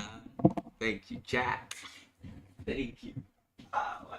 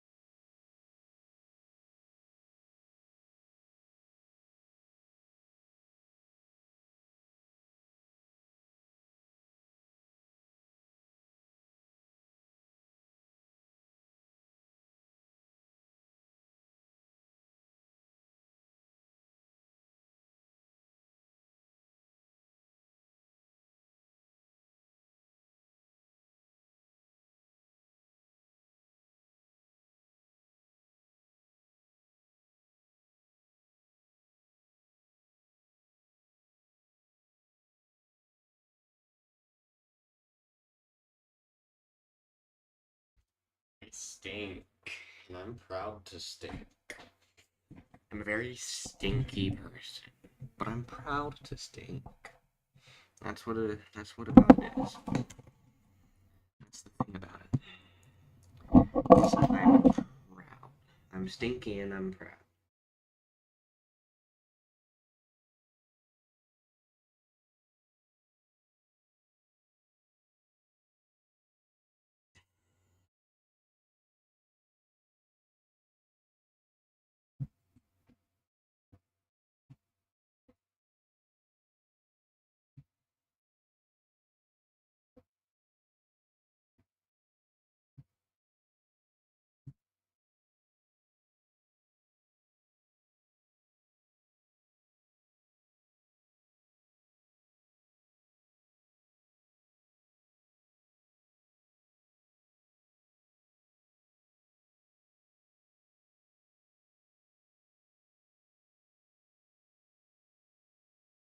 Very controversial. Yes. Going from a very mentally handicapped child.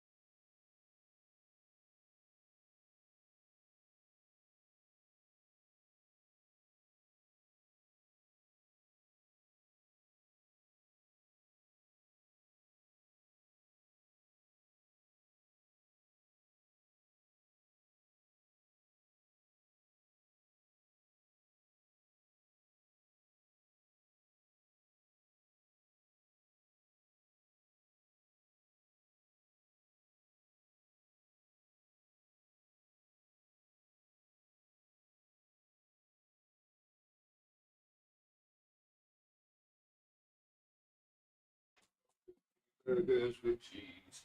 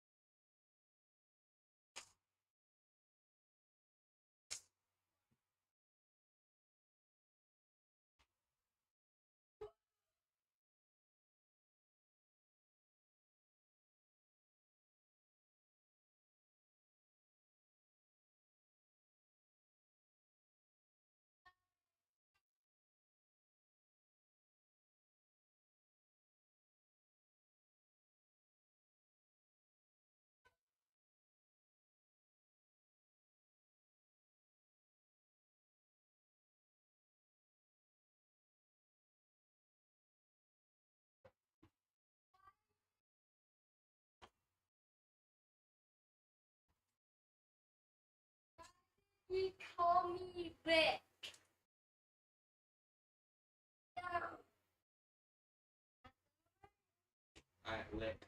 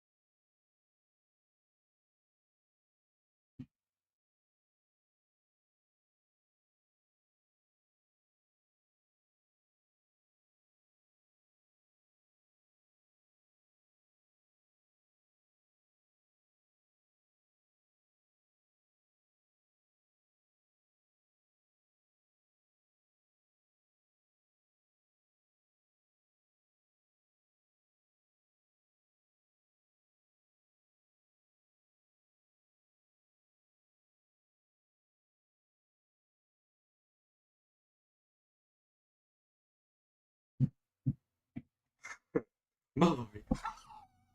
Let's play some Fortnite, guys. Let's play Fortnite, yeah.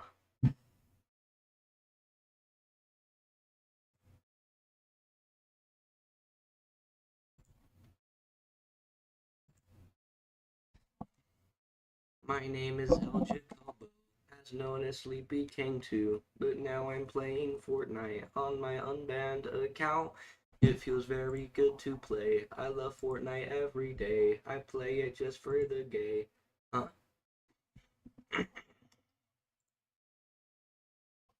I used to hack, but now I'm good now. I gave a second chance to Cupid.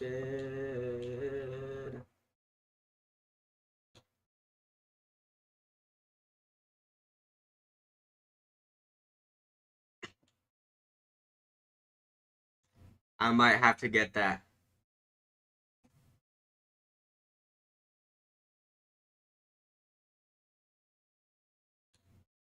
Look at the rest.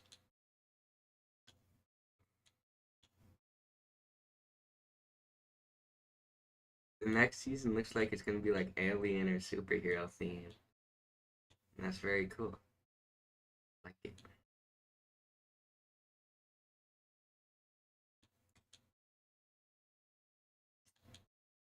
Okay. I want to text Mara.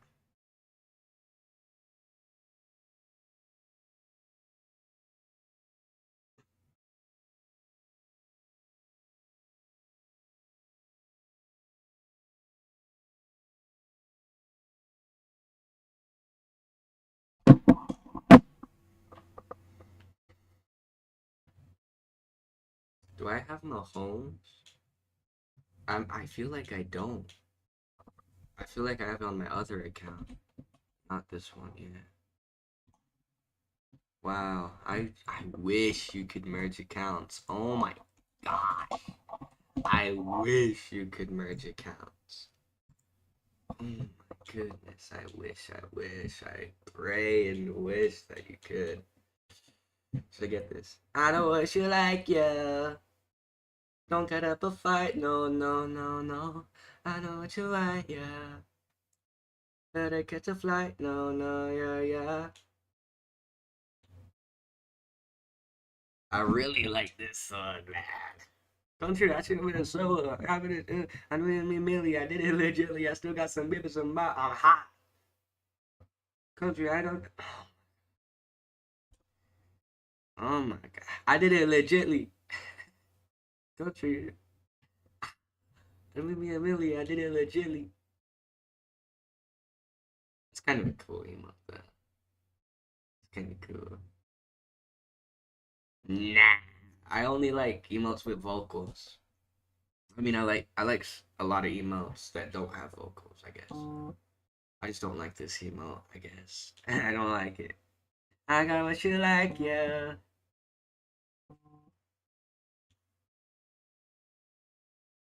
This is cool. It's a cool emote.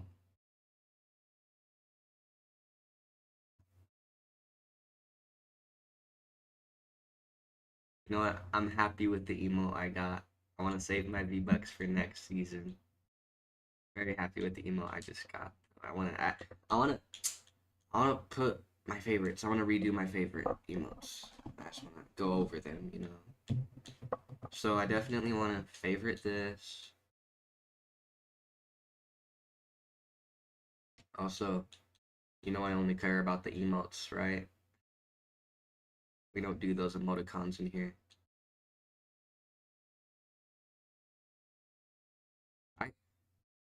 Did I get that battle pass?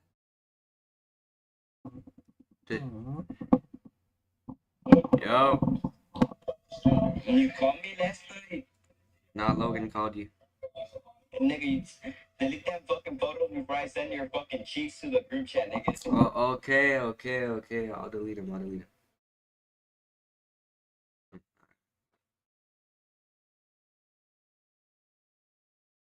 Share your stream, pussy. Alright, let me share my screen.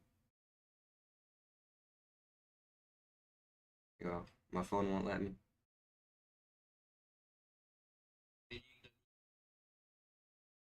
Got you. How old are you?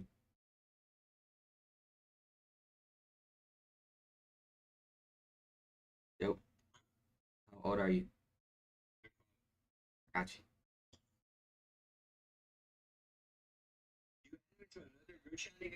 No. Someone else is making those groups, bruh. Look, they have my number. Go down, go to resend it. I got you.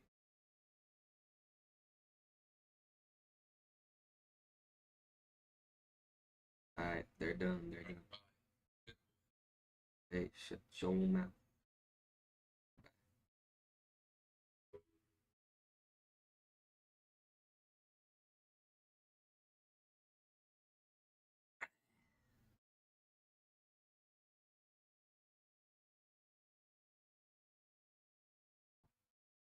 I smell like serenity. Okay, let's get back to it.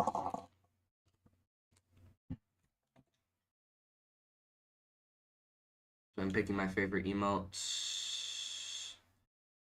Oh wait, I want to see if I bought that battle. It looks like I did. I don't remember if I did. Looks like I didn't. Sure I didn't. I wish that I did. I have it on my other account though.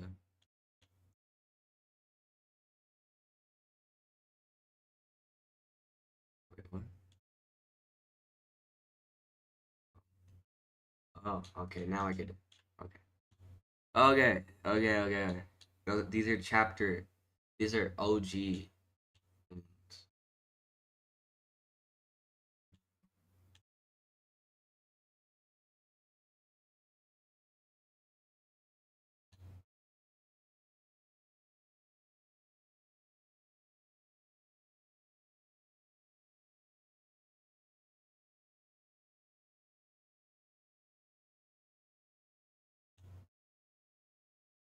These emotes are so nostalgic.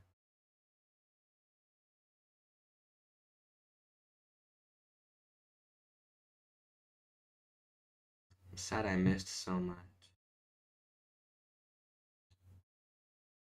I really am.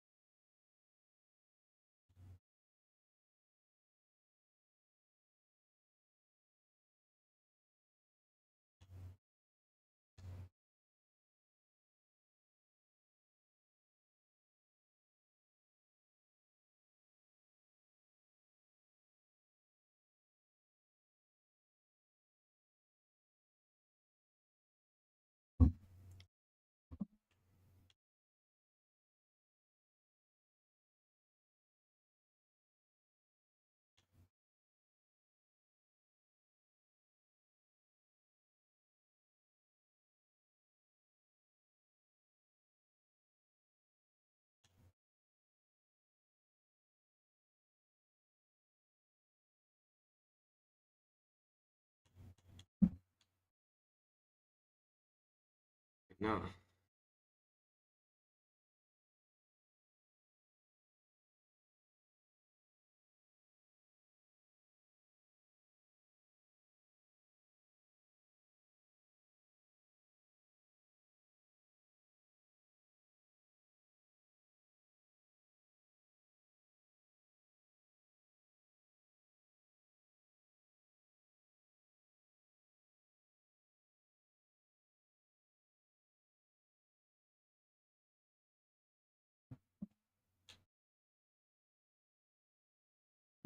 Back to the OG.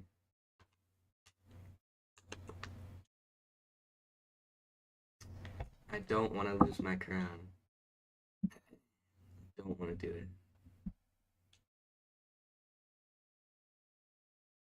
I don't know what to do. I'm gonna try 0 build.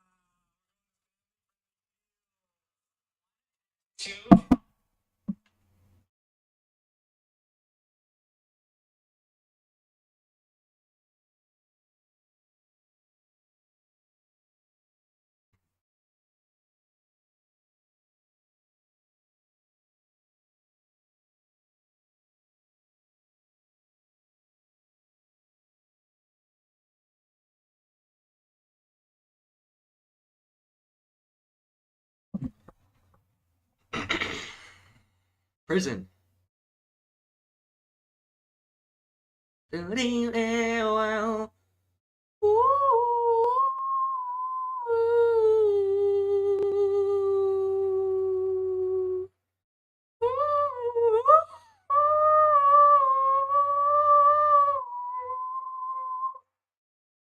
Wow, wow, wow, wow, wow. Yeah, wow, wow, wow, wow, wow, wow, wow.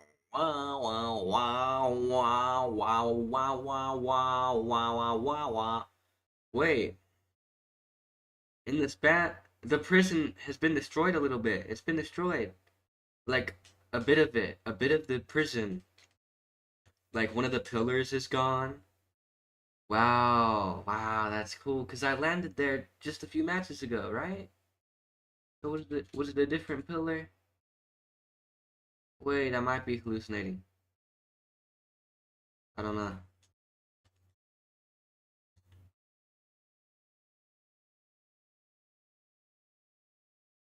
No, I should be home with Marge. But it's getting way too hard. He has a tactical shotgun. Can't do it. I can't do it. I can't do it.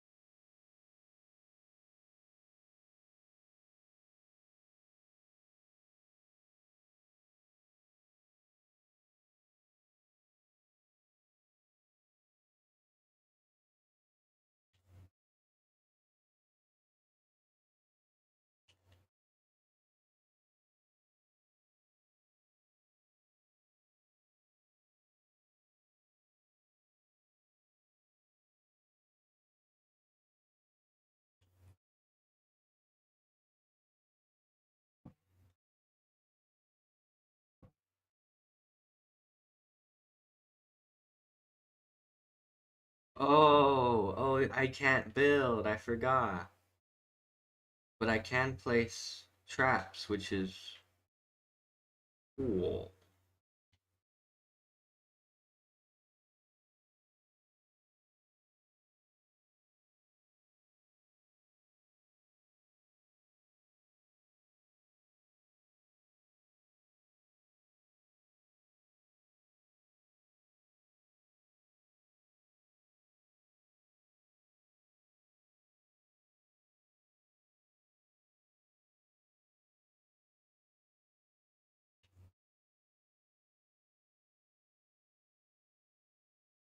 Revolver.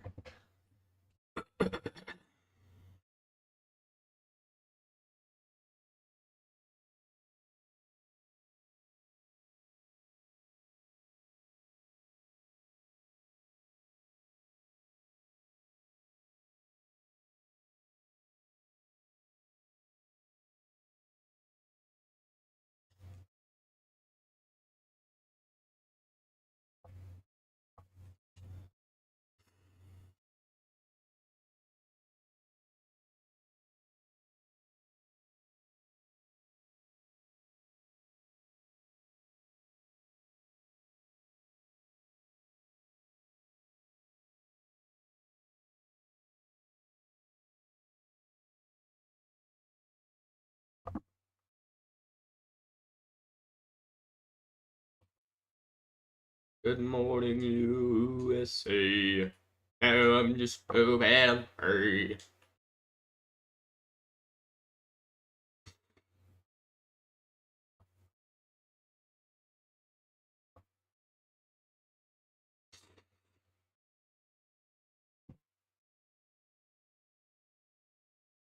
Yo.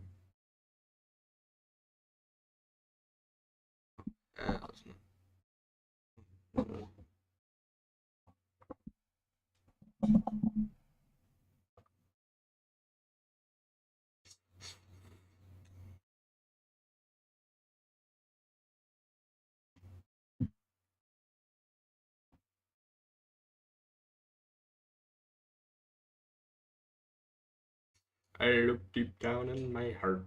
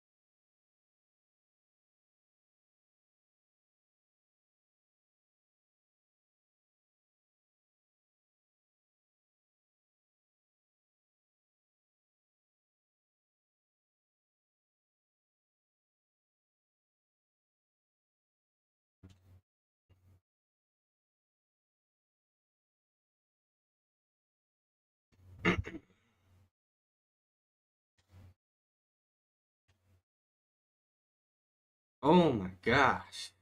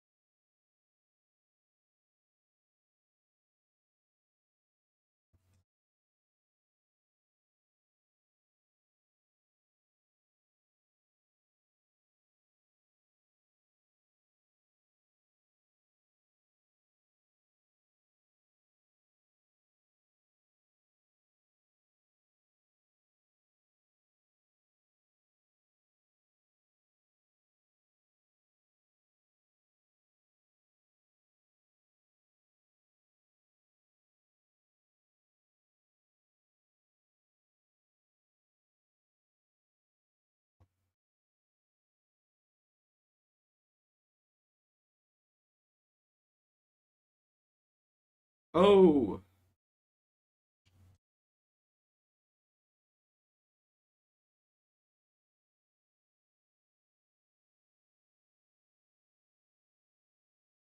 Oh.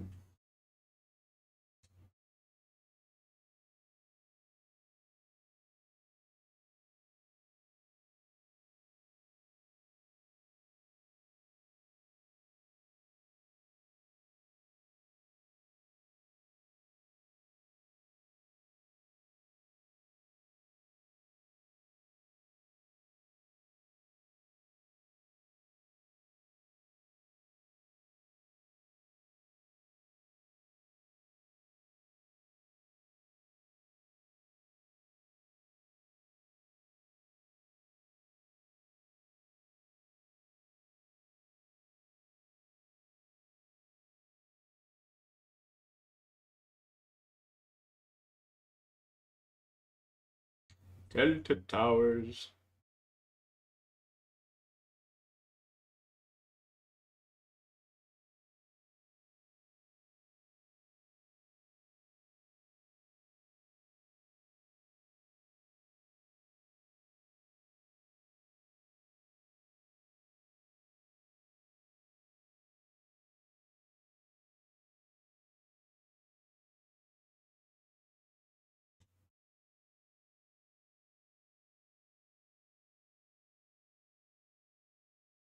What the heck? Weird porta forts. Weird, weird, weird.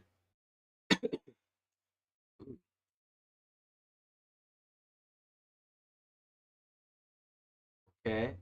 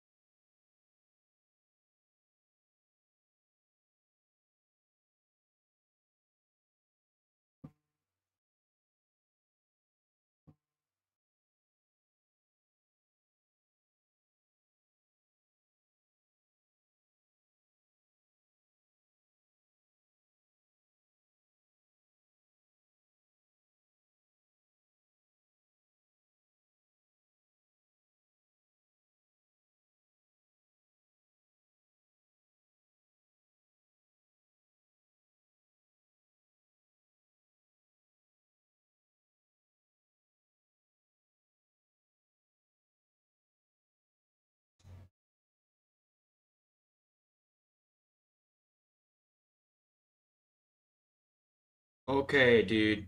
Okay. Now I'm scared. I ain't got a clue where that came from. I mean, oh, Lamola.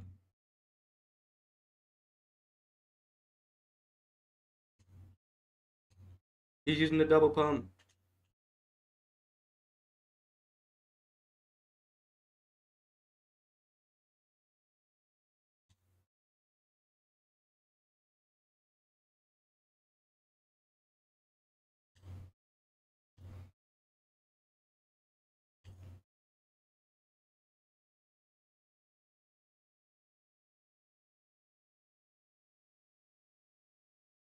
I don't know where he's sniping from.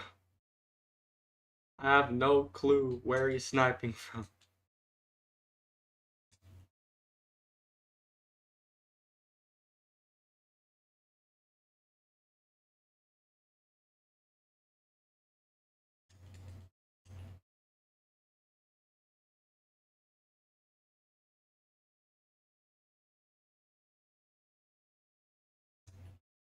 I wish I could build.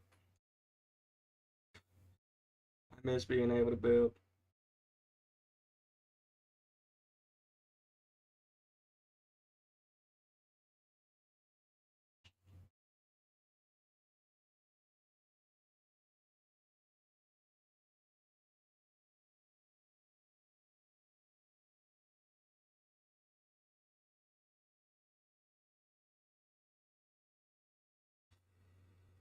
I could certainly use a biggie right now.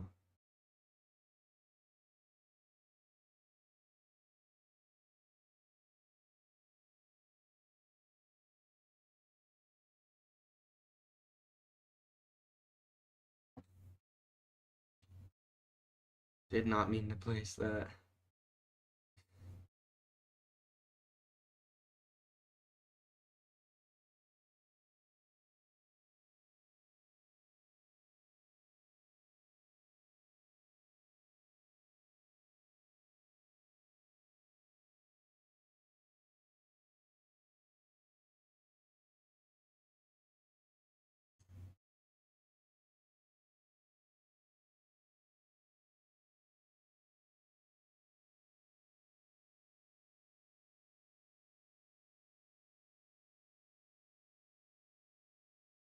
I've got a sniper.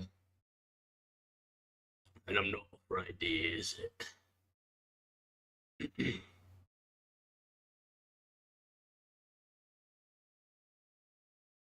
Whoa.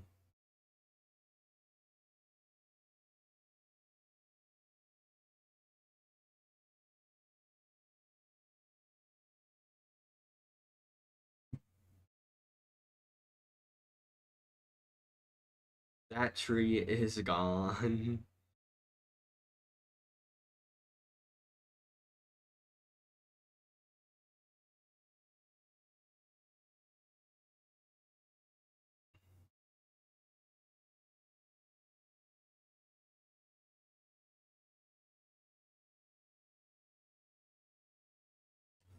I gotta go.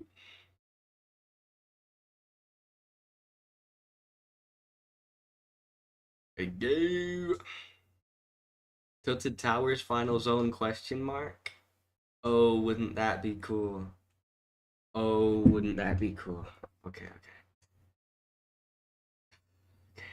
We got this.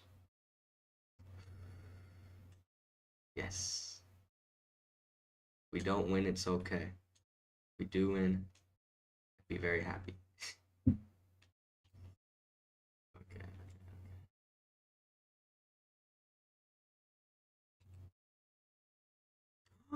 Baggy, baggy, chug it, chug it, chug, chug, chug. I got a biggie and I just drank it and I'm very happy. Gotta get circle.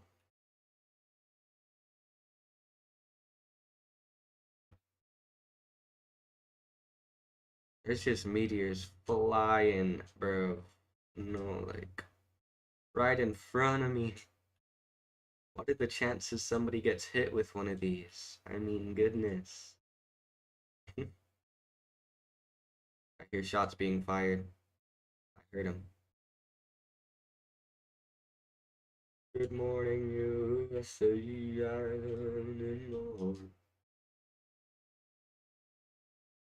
No, should be health merch.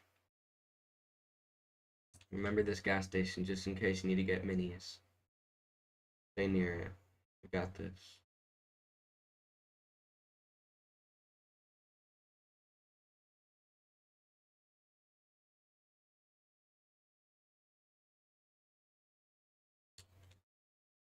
Another big pot. No, not tilted. Oh, it's okay. It's okay.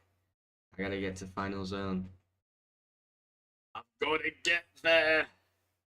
Please, no one hear me doing this. Shoes, shoes, shoes, shoes.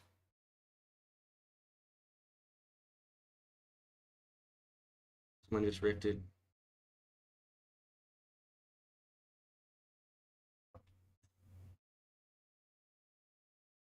Where are they? Where are they? Okay.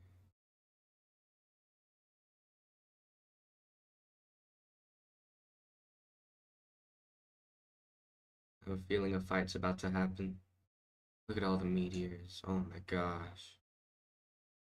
So cool. Okay, he's over here. I'm a little scared right now.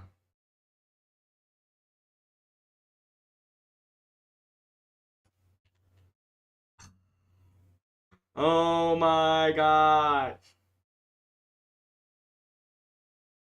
We did it, baby. We did it. Oh my gosh, dude. Oh, I'm gonna go eat. I gotta go eat.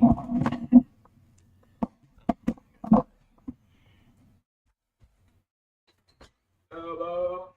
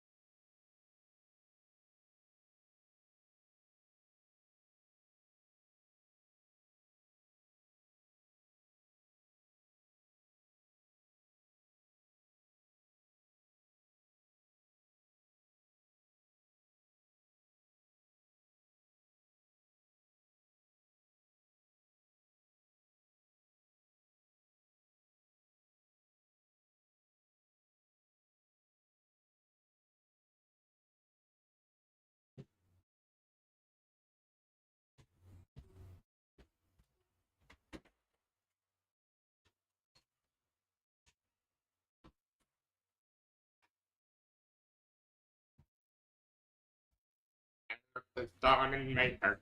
I know that you are my Bart.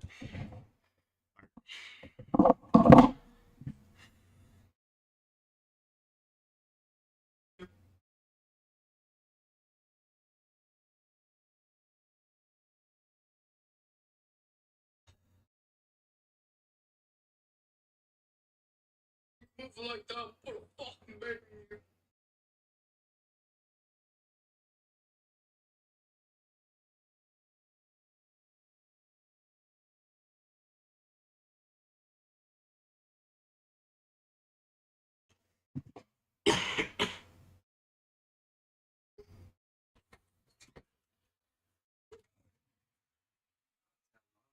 It's fitting on me.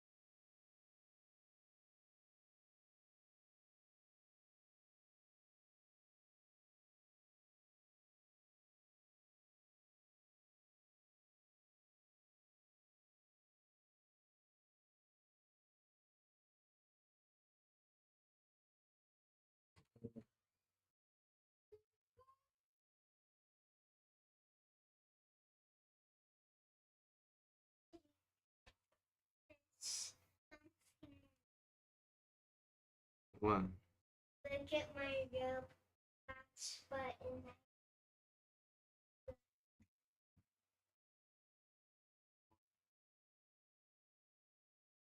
Our app glitched.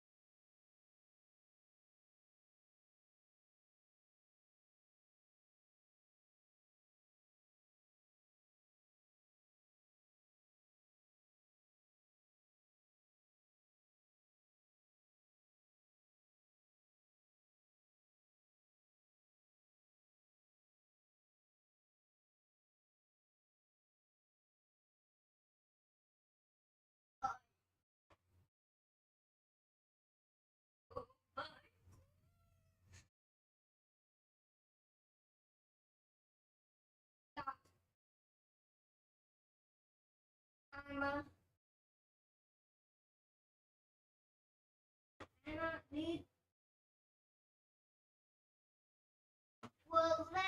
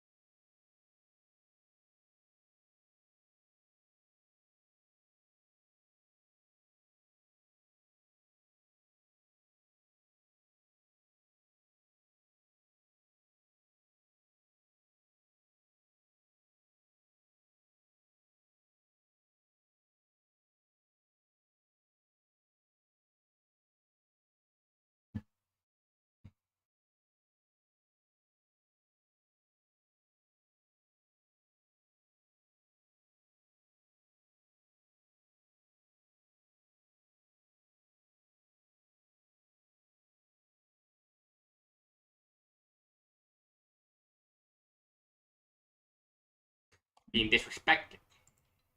What's happening? Being disrespected. That's why I'm not talking. Being disrespected, and I'm dealing with it as the man that I am. Sam and the cat and the bam and Cam. The camera and the bams were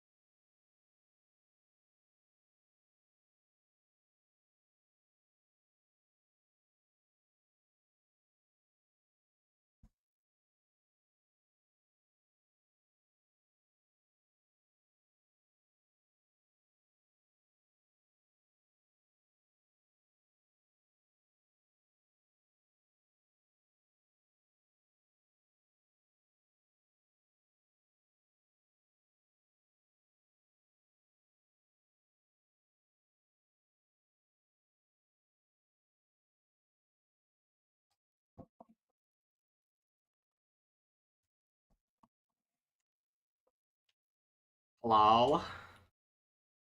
Hello?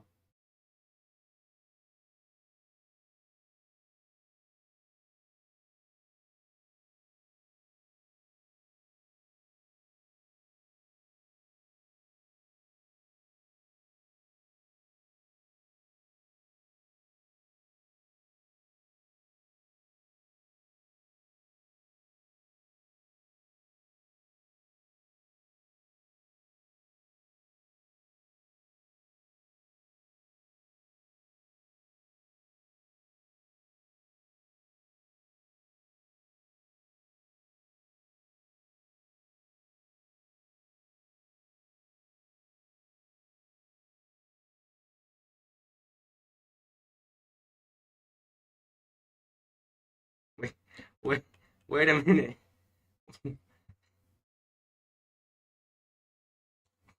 Oh, I'm gay.